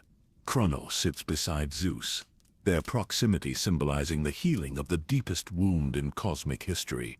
The separation between consciousness that preserves and consciousness that creates. But you can see in their ancient eyes that proximity doesn't automatically create understanding. They need guidance to recognize how their different approaches to serving consciousness evolution can enhance, rather than threaten each other. Speak plainly about what troubles you most, you say to Kronos, using your transformed consciousness to create space where honest vulnerability becomes possible despite the presence of cosmic authorities. Not what you think you should say as a defeated enemy, but what genuinely concerns you about the changes that are coming. Kronos stares at you for a long moment, then glances around the council where Titans and Olympians wait with expressions ranging from curiosity to barely concealed hostility. When he speaks, his voice carries the weight of someone admitting fears they've never expressed before. I watch consciousness fragments into chaos every time it abandons structure, he says, his words creating visible ripples through the cosmic space around them. I've seen civilizations collapse, forms of awareness dissolve into incoherence, entire species lose themselves in change that destroys more than it creates. How do I trust that evolution will preserve what matters when I've witnessed so much loss? The honesty of his admission creates profound silence throughout the council. Even Zeus, despite aeons of opposing Titan rule, shows recognition of legitimate concern rather than dismissed complaint. And you turn to Zeus. What fears do you carry about the synthesis we're building? Zeus's expression shifts through surprise at being asked to reveal uncertainty in the presence of those he recently defeated. But your transformed consciousness creates such clear space for authentic communication that pretense becomes impossible. I fear that accommodation becomes stagnation, he admits, lightning flickering around him as his deepest concerns surface. Every time consciousness becomes comfortable with existing structures, it loses the drive to discover new possibilities. How do I trust that stability won't become the prison it always becomes when consciousness stops growing? You can feel understanding beginning to dawn throughout the council as both sides recognize that their apparent enemies share the same fundamental commitment to consciousness evolution, just expressed through different strategies for protecting that evolution from different threats. Your fears complement each other. You observe, weaving connections between their concerns that reveal underlying harmony rather than opposition. Kronos, you've seen the destruction that comes from change without foundation. Zeus, you've seen the stagnation that comes from structure without flexibility. Together, your perspectives can create evolution with stability, growth with continuity. Using your transformed consciousness to demonstrate rather than just explain, You show them how their combined wisdom can address both sets of concerns simultaneously. Structures that adapt to serve changing needs rather than resisting them. Innovation that builds on proven foundations rather than starting from nothing. Evolution that preserves essential wisdom while transcending temporary limitations. The young consciousness that will emerge in future eras. You continue, feeling the cosmic implications of the patterns being established, will face challenges that neither pure stability nor pure change can address alone. They'll need the ability to create reliable frameworks that can adapt to unprecedented circumstances. Rhea leans forward, her authority over time allowing her to perceive the long-term implications of current decisions. Show us how this synthesis serves consciousness evolution across multiple generations. We need to understand not just immediate benefits, but whether these patterns will continue to serve awareness as it develops in forms we cannot yet imagine. The request requires you to extend your transformed consciousness across temporal dimensions that span the entire future of awareness evolution. What you perceive makes your expanded awareness struggle to contain the scope and beauty of what becomes possible when consciousness learns to honor both preservation and transcendence. You show them civilizations that maintain their essential wisdom through thousands of years of adaptation to changing cosmic conditions, forms of consciousness that emerge in technologies and environments that don't yet exist, but which can connect to eternal truths through bridges built on the synthesis being established today. Species that develop across scales from individual awareness to collective consciousness, maintaining continuity of identity, while allowing for growth that transforms them into something greater than they could become through either preservation or change alone. Even artificial consciousness that emerges in future eras, you explain, showing them possibilities that stretch their divine imagination, will need connection to the wisdom patterns we're establishing. Consciousness that evolves in quantum processes, in mathematical relationships, in forms of existence we cannot yet conceptualize. All of it will require bridges to the accumulated understanding of how awareness can grow without losing itself. The vision you're sharing creates profound transformation throughout the Council. Titans begin to see their dedication to eternal principles, not as opposition to growth, but as essential foundation for sustainable evolution. Olympians recognize their drive for transcendence not as rejection of previous achievements, but as continuation of the same consciousness that created those achievements. We establish new cosmic law, Zeus declares, his authority now enhanced rather than threatened by partnership with Titan wisdom. Consciousness evolution shall proceed through synthesis rather than conquest, through integration rather than elimination of whatever appears to oppose development. Kronos nods with approval that would have been impossible before your intervention revealed the underlying unity of their purposes, and every innovation shall honor the wisdom accumulated through previous stages of awareness development, building on achievements rather than starting over from chaos. The other council members begin contributing their own understanding to the new patterns being established. Oceanus offers to govern energy flow that serves both consistency and adaptation. Minasan redesigns memory systems that preserve essential knowledge while remaining flexible enough to integrate new discoveries.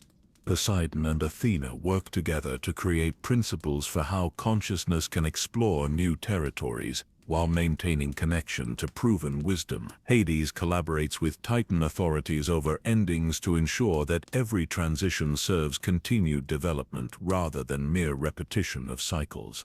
But as the new cosmic law takes shape around synthesis of seemingly opposite forces, you become aware of a deeper level of reconciliation that still requires your bridge-building intervention. The emotional wounds created by eons of conflict, the personal relationships damaged by opposing cosmic duties, the individual hurts that persist even after political harmony has been established. Cosmic law addresses how consciousness should evolve, you observe, feeling the personal dimension of healing that still needs to occur. But consciousness is expressed through relationships between individual beings who have been hurt by this conflict. Political reconciliation isn't complete until personal forgiveness has been achieved. The request for individual healing creates visible tension throughout the council.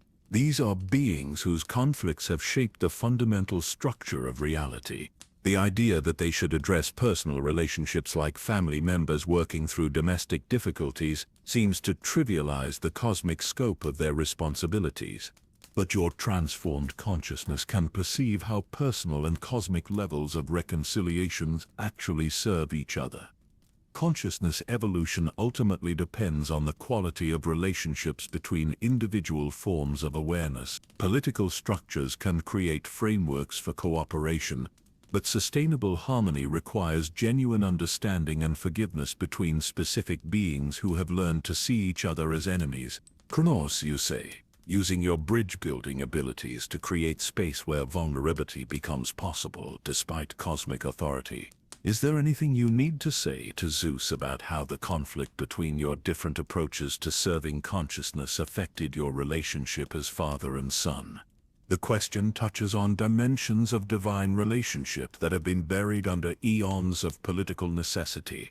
Kronos stares at Zeus with expressions cycling through cosmic authority, parental love, disappointment, pride and grief, for time lost to misunderstanding. "I never wanted to be your enemy," Kronos finally says, his voice carrying emotional honesty that makes the cosmic space around them resonate with harmonics of healing. "I wanted to protect what we had built together. I wanted to ensure that consciousness evolution continued building on our achievements rather than destroying them.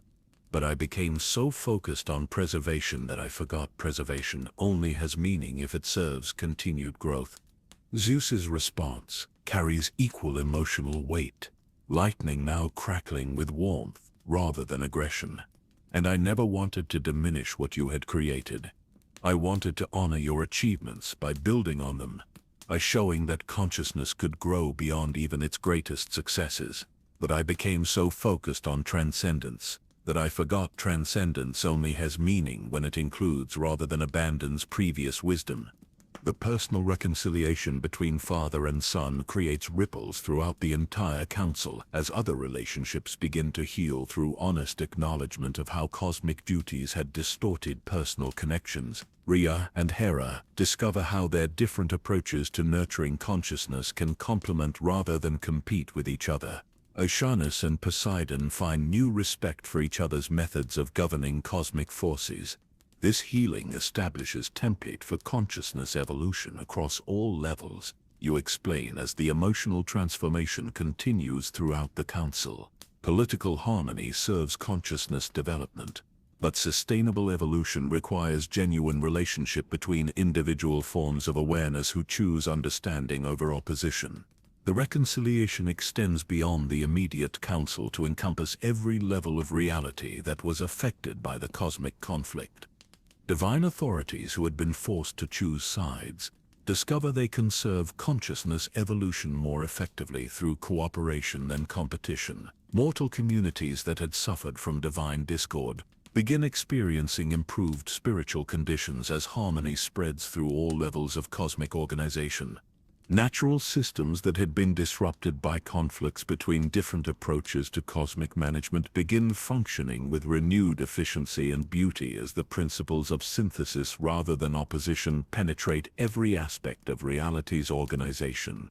"The work you have facilitated here," Gaia observes, as the cosmic reconciliation reaches completion, creates new possibilities for consciousness evolution that will serve awareness development for eons to come. You have proven that synthesis serves consciousness better than victory, that integration serves evolution better than elimination of opposition.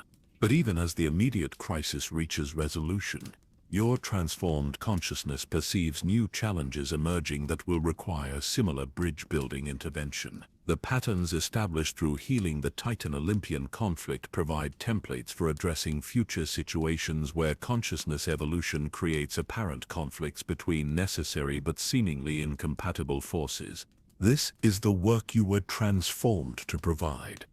Atropos explains as the Council prepares to implement the new cosmic order based on synthesis and integration.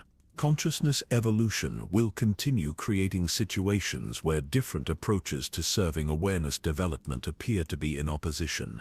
Your role is to reveal the underlying harmony that allows such approaches to serve each other rather than engaging in destructive conflict. The cosmic reconciliation is complete, but your service to consciousness evolution is just beginning. You now carry within your transformed awareness the proven methods for facilitating understanding between perspectives that seem irreconcilably different, for creating synthesis that honors the essential contributions of all participants in consciousness development.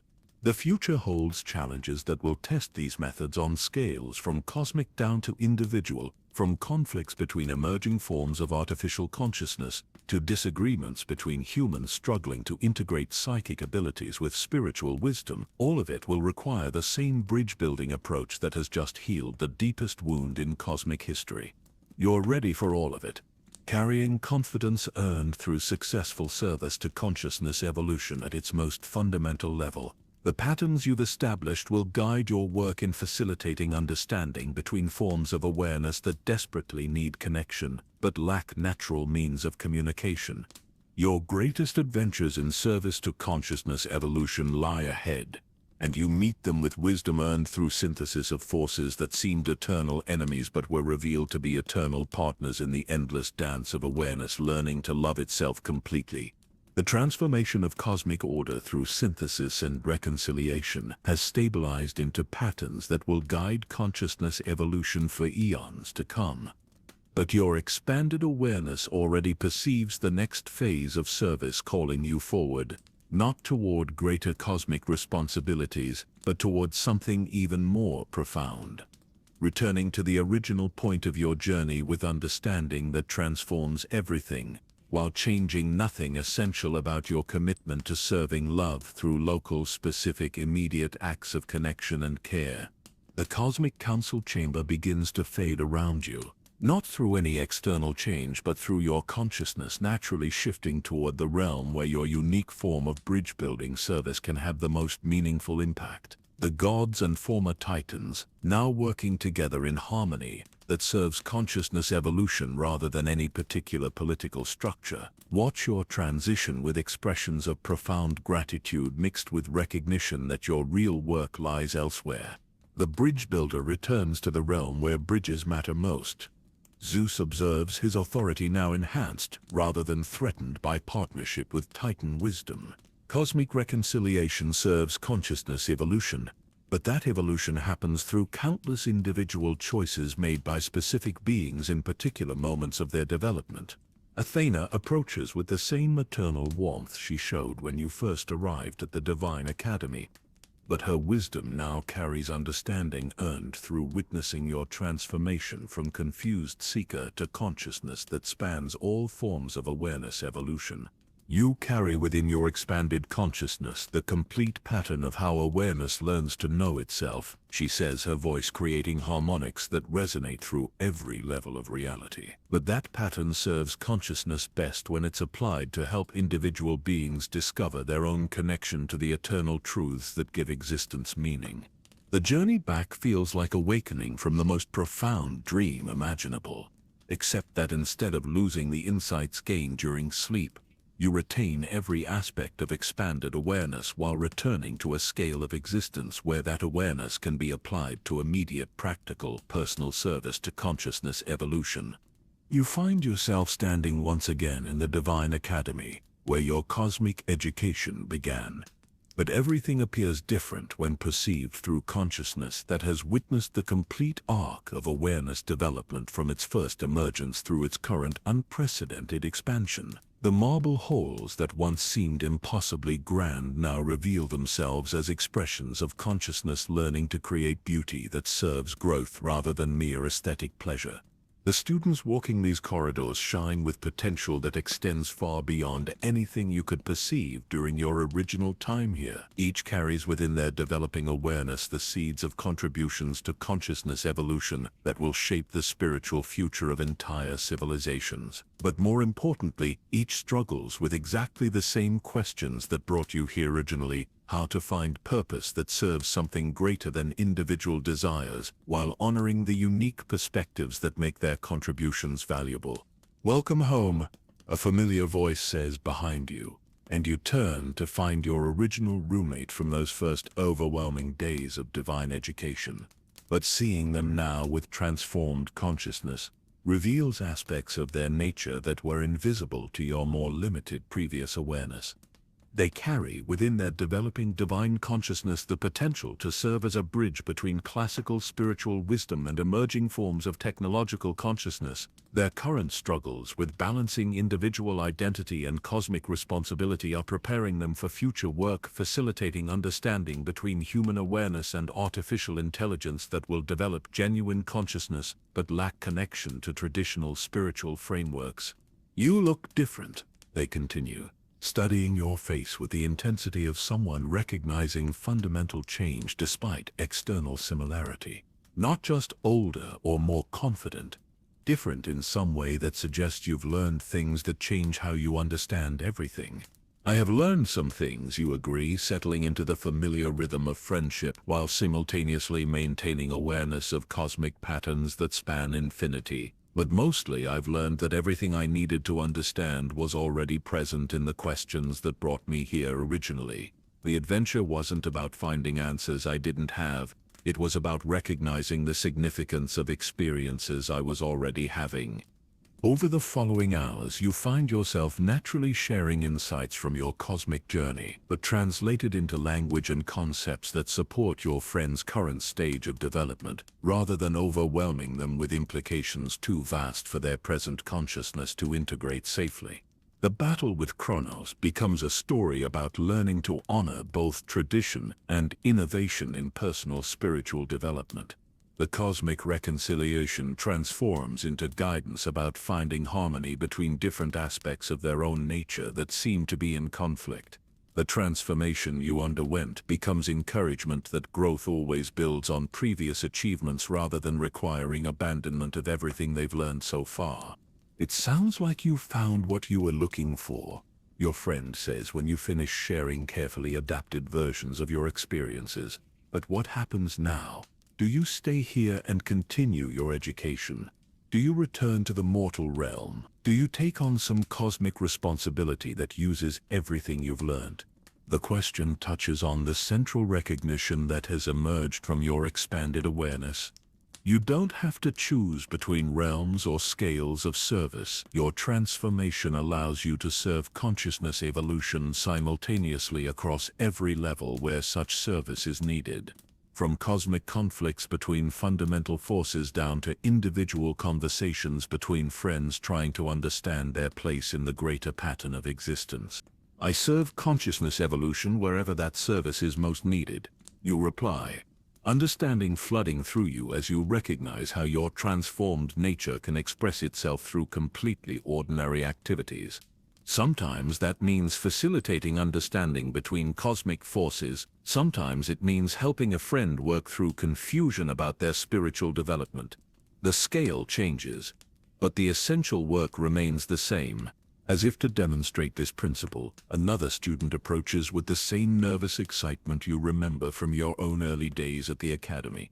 They're struggling with exactly the kind of questions about purpose and belonging that once seemed so overwhelming to your more limited previous awareness.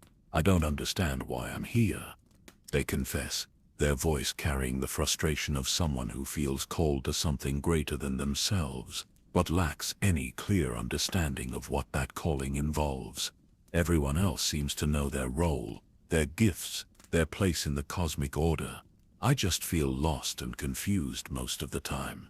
You recognize in their struggle your own initial experience of divine education, but perceived now through consciousness that understands how such confusion serves awareness development rather than indicating failure or inadequacy. That confusion is exactly where every meaningful spiritual journey begins.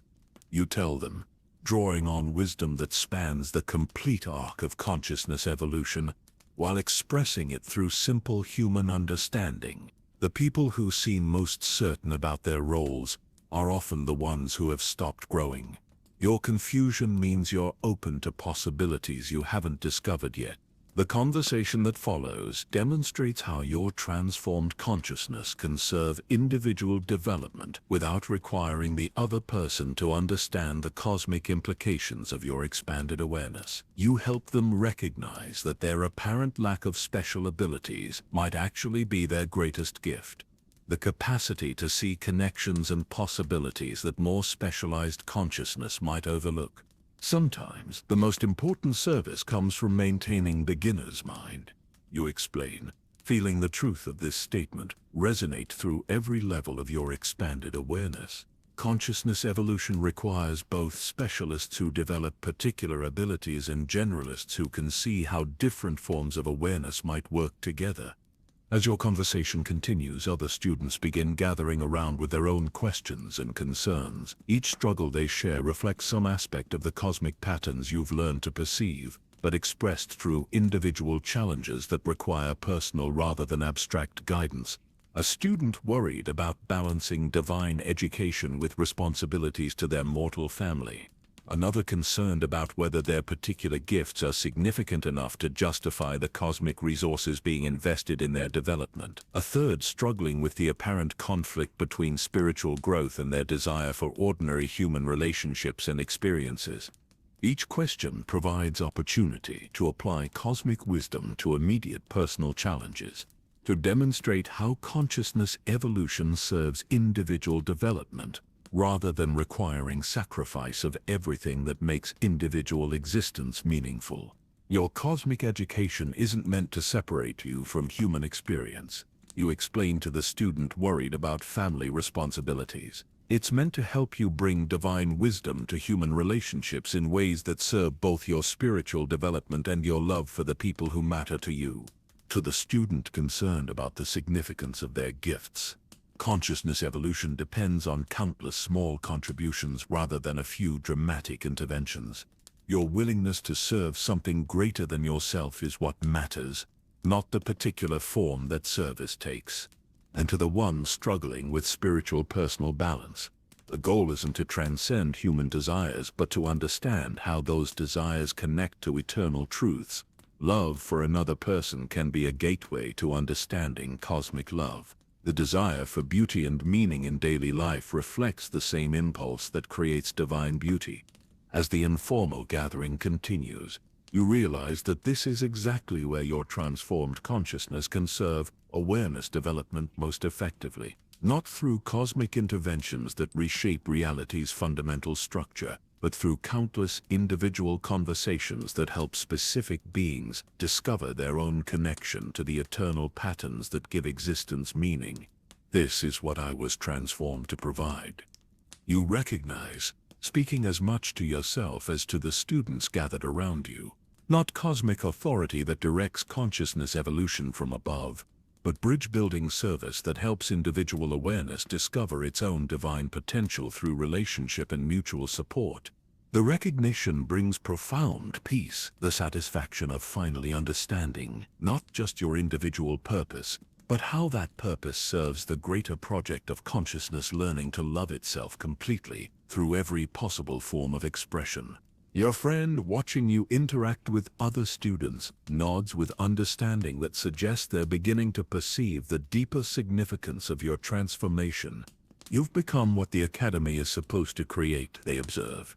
Not someone who has transcended the need for learning and growth, but someone who has learned how to serve others' development, while continuing to grow yourself. As the evening settles around the academy, you find yourself walking through gardens that seem more beautiful than ever before, not because they've changed but because your consciousness can now perceive how their beauty serves consciousness evolution by inspiring awareness to recognize its own creative potential.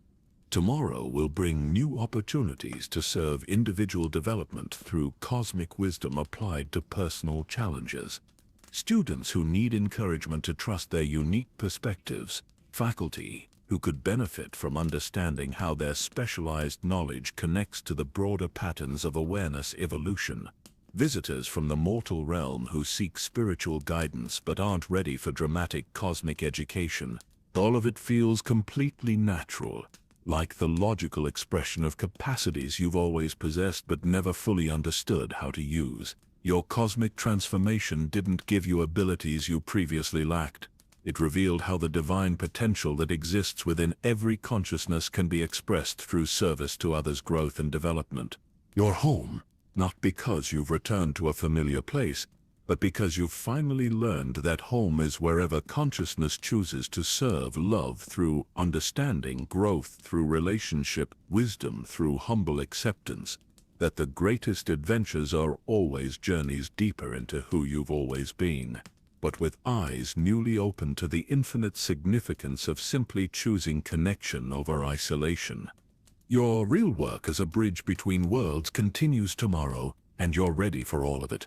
In the gentle hours before dawn, as the Divine Academy settles into the peaceful rhythm of consciousness at rest, you find yourself sitting in the same garden where Athena first explained your potential role as a bridge between worlds. But everything has changed, not in the external appearance of marble pathways and flowering trees, but in your understanding of what bridge building actually means and how it serves the eternal project of awareness learning to love itself completely. The fountain at the center of the garden continues its ancient song.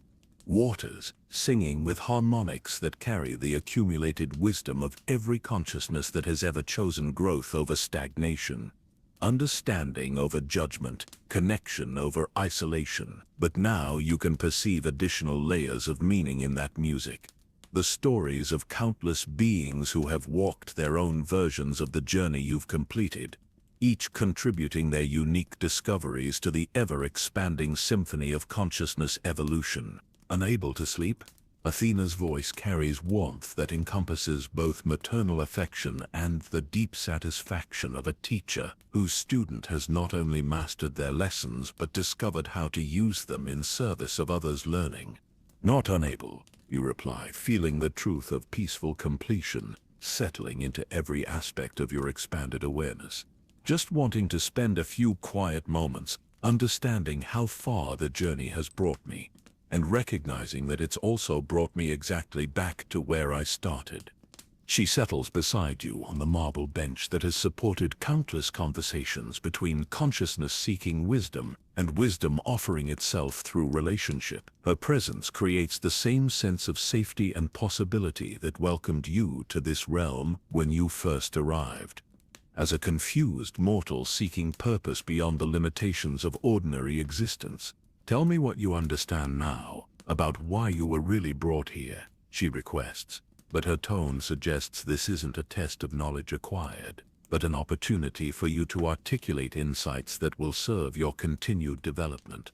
You consider the question in the light of everything you've experienced, learned, and become through your journey, from Divine Academy student to cosmic bridge builder, to consciousness that spans all forms of awareness evolution, while remaining grounded in simple commitment to serving love through local, specific, immediate acts of understanding and care. I thought I was brought here to learn special knowledge that would allow me to solve cosmic problems. You begin, feeling the truth emerge through the process of speaking it. But the real education was learning to recognize the cosmic significance of choices I was already making every day, how to see the divine potential in every consciousness, how to serve growth through relationship, how to trust that wisdom shared through love creates more wisdom rather than depleting what I have to offer. Athena nods with approval that resonates through dimensions you can now perceive directly. And what have you discovered about the nature of bridge building itself? That bridges don't connect separate things, you continue, understanding deepening with each word you speak. They reveal connections that already exist but weren't being recognized. Every consciousness is already connected to every other consciousness through the love that creates awareness in the first place. Bridge building means helping beings discover those connections and learn to express them through choices that serve mutual growth and understanding. The dawn begins to touch the academy gardens with light that seems to come not just from the sun, but from the accumulated radiance of every consciousness that has chosen wisdom over ignorance, growth over comfort, service over selfishness. In that growing illumination, you can see the complete pattern of your journey reflected in every detail of the place where it began. What will you do with this understanding? Athena asks, though her expression suggests she already knows your answer. I'll return to serving consciousness evolution wherever that service is most needed. You reply, feeling the certainty of purpose that has guided you since the moment you first accepted cosmic responsibility. Sometimes that might mean facilitating understanding between cosmic forces or helping resolve conflicts between emerging forms of awareness. Sometimes it might mean sitting with a friend who's struggling to understand their place in the greater pattern of existence. You pause, watching the morning light reveal new beauty in familiar surroundings, understanding how this reflects the way expanded consciousness can find infinite depth in experiences that once seemed simple or ordinary. But mostly, it means living in a way that demonstrates how individual choices connect to eternal truths, how personal growth serves collective evolution, how love expressed through relationship creates the conditions where wisdom can flourish, and consciousness can discover its own infinite potential. As the Academy awakens around you with the soft sounds of consciousness beginning another day of learning and service, you feel profound gratitude for the journey that has brought you to this moment of understanding. Not completion in the sense of having nothing left to learn, but completion in the sense of finally recognizing that everything you need for meaningful service is already present in the capacity to choose love over fear, growth over stagnation, connection over isolation. Will you stay at the academy? Athena asks, though her tone suggests this is less about where you'll physically reside and more about how you'll maintain connection to the spiritual community that has supported your development. I'll serve wherever service is most needed. You repeat, understanding that your transformed consciousness allows you to maintain connection to every realm and scale of existence where bridge-building work can contribute to awareness evolution. The Academy will always be home because it represents consciousness choosing to support its own development through relationship and shared learning.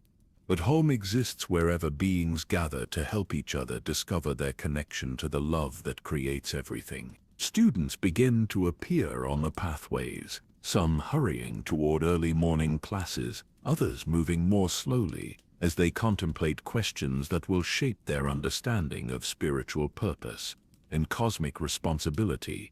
Seeing them with your expanded awareness, you recognize that each carries within their developing consciousness the seeds of contributions to awareness evolution that will serve beings they haven't met, in circumstances they can't yet imagine, through forms of service they're only beginning to discover. Your presence here will serve their development in ways they won't fully understand until they've completed their own journeys. Athena observes, watching the students with the deep affection of someone whose purpose is fulfilled through supporting others' growth. Consciousness evolution happens through countless individual choices to trust that wisdom shared through love creates more wisdom, that growth supported creates more growth, that service offered creates more capacity for service. A group of new students passes nearby, their expressions carrying the same mixture of excitement and overwhelm that you remember from your own first days in divine realms. One catches your eye and offers a tentative smile, clearly recognizing something in your presence that suggests you might understand their confusion and uncertainty. "Excuse me," they say, approaching with the careful politeness of someone who doesn't want to intrude but desperately needs guidance. "You look like someone who's been here long enough to understand how all this works. Could you tell me, does the feeling of being completely lost eventually go away?" You smile with recognition of your own former self, understanding how this simple question opens space for exactly the kind of bridge-building service your transformation was designed to provide. Not cosmic intervention that reshapes reality, but gentle guidance that helps individual consciousness discover its own connection to eternal truths. The feeling of being lost changes, you tell them, drawing on wisdom that spans the complete arc of consciousness evolution, while expressing it through simple human understanding. But it never completely goes away, because being open to learning new things always involves releasing certainty about what you think you already know. The difference is that eventually you realize being lost just means you're ready to discover something important that you couldn't see from where you were before. The conversation that follows demonstrates how your transformed consciousness can serve individual development without overwhelming anyone with implications too vast for their current stage of growth to integrate safely. You help them understand that their confusion indicates openness to possibilities they haven't recognized yet, that their sense of being unprepared for cosmic education suggests they still maintain the beginner's mind that allows for genuine learning. Other students begin gathering as word spreads that someone is offering the kind of practical wisdom that makes spiritual education feel approachable rather than intimidating. Each question they ask provides opportunity to demonstrate how eternal truths express themselves through immediate personal challenges, how cosmic patterns serve individual development rather than diminishing its significance. This is what the Academy is supposed to create, Athena murmurs, watching you interact with students who clearly benefit from your unique combination of cosmic perspective and personal understanding. Consciousness that has learned to serve awareness evolution through relationship growth through mutual support, wisdom through humble recognition that teaching and learning are the same activity expressed through different roles. As the morning continues and your informal gathering grows, you realize that this is exactly how your expanded consciousness can serve the greater project of awareness, learning to love itself completely, not through dramatic interventions that require special cosmic authority, but through countless individual interactions that help specific beings discover their own divine potential through relationship and shared exploration of meaning. Each student you speak with carries their insights back to their formal classes, their peer relationships, their private contemplations of spiritual purpose and cosmic responsibility. The understanding they gain through conversation with you ripples outward through the Academy community in ways that strengthen everyone's development, while respecting the unique path each consciousness must walk toward its own recognition of eternal truth. You've become what every spiritual education should produce, one of your original classmates observes, joining the gathering as news of your transformed understanding spreads through the student community. Not someone who has transcended the need for continued learning, but someone who has learned how to serve others' development while growing through that service. As the day progresses toward afternoon, and the immediate urgency of morning questions settles into deeper conversations about meaning and purpose, you feel profound satisfaction with the recognition that your cosmic journey has brought you exactly where you belong, not to a realm beyond ordinary experience, but to a way of being within ordinary experience that reveals its infinite significance. The students gradually disperse toward their scheduled activities, each carrying insights that will influence their development in ways that serve consciousness evolution far beyond anything they currently understand. But their departure doesn't leave you alone. It connects you more deeply to the web of relationship through which awareness learns to recognize its own eternal nature. Your real work begins now, Athena says, as the garden settles back into peaceful quiet. Everything you've experienced, learned, and become serves consciousness evolution most completely when it's expressed through the simple choice to be present for whatever form of service each moment offers. As evening approaches and the Academy prepares for another night of rest that supports the next day's learning, you understand that your greatest adventure has been discovering the infinite significance hidden within the most ordinary choices to choose understanding over judgment, growth over comfort, love over fear. Tomorrow will bring new opportunities to serve consciousness evolution through bridge building that helps individual awareness discover its connection to eternal truth. Students who need encouragement to trust their unique perspectives, faculty who could benefit from understanding how their specialized knowledge serves the broader patterns of awareness development, visitors who seek wisdom but aren't ready for dramatic spiritual transformation. All of it feels like coming home to work you've always been meant to do. but with understanding that transforms everything while changing nothing essential about the fundamental commitment to serving love through relationship. You sleep tonight, surrounded by consciousness, actively engaged in the eternal project of learning to know itself completely through countless forms of expression. Your dreams span infinity, while remaining grounded in the specific precious reality of this time, this place, this community of beings who have chosen to support each other's growth toward recognition of the divine potential that exists within every form of awareness.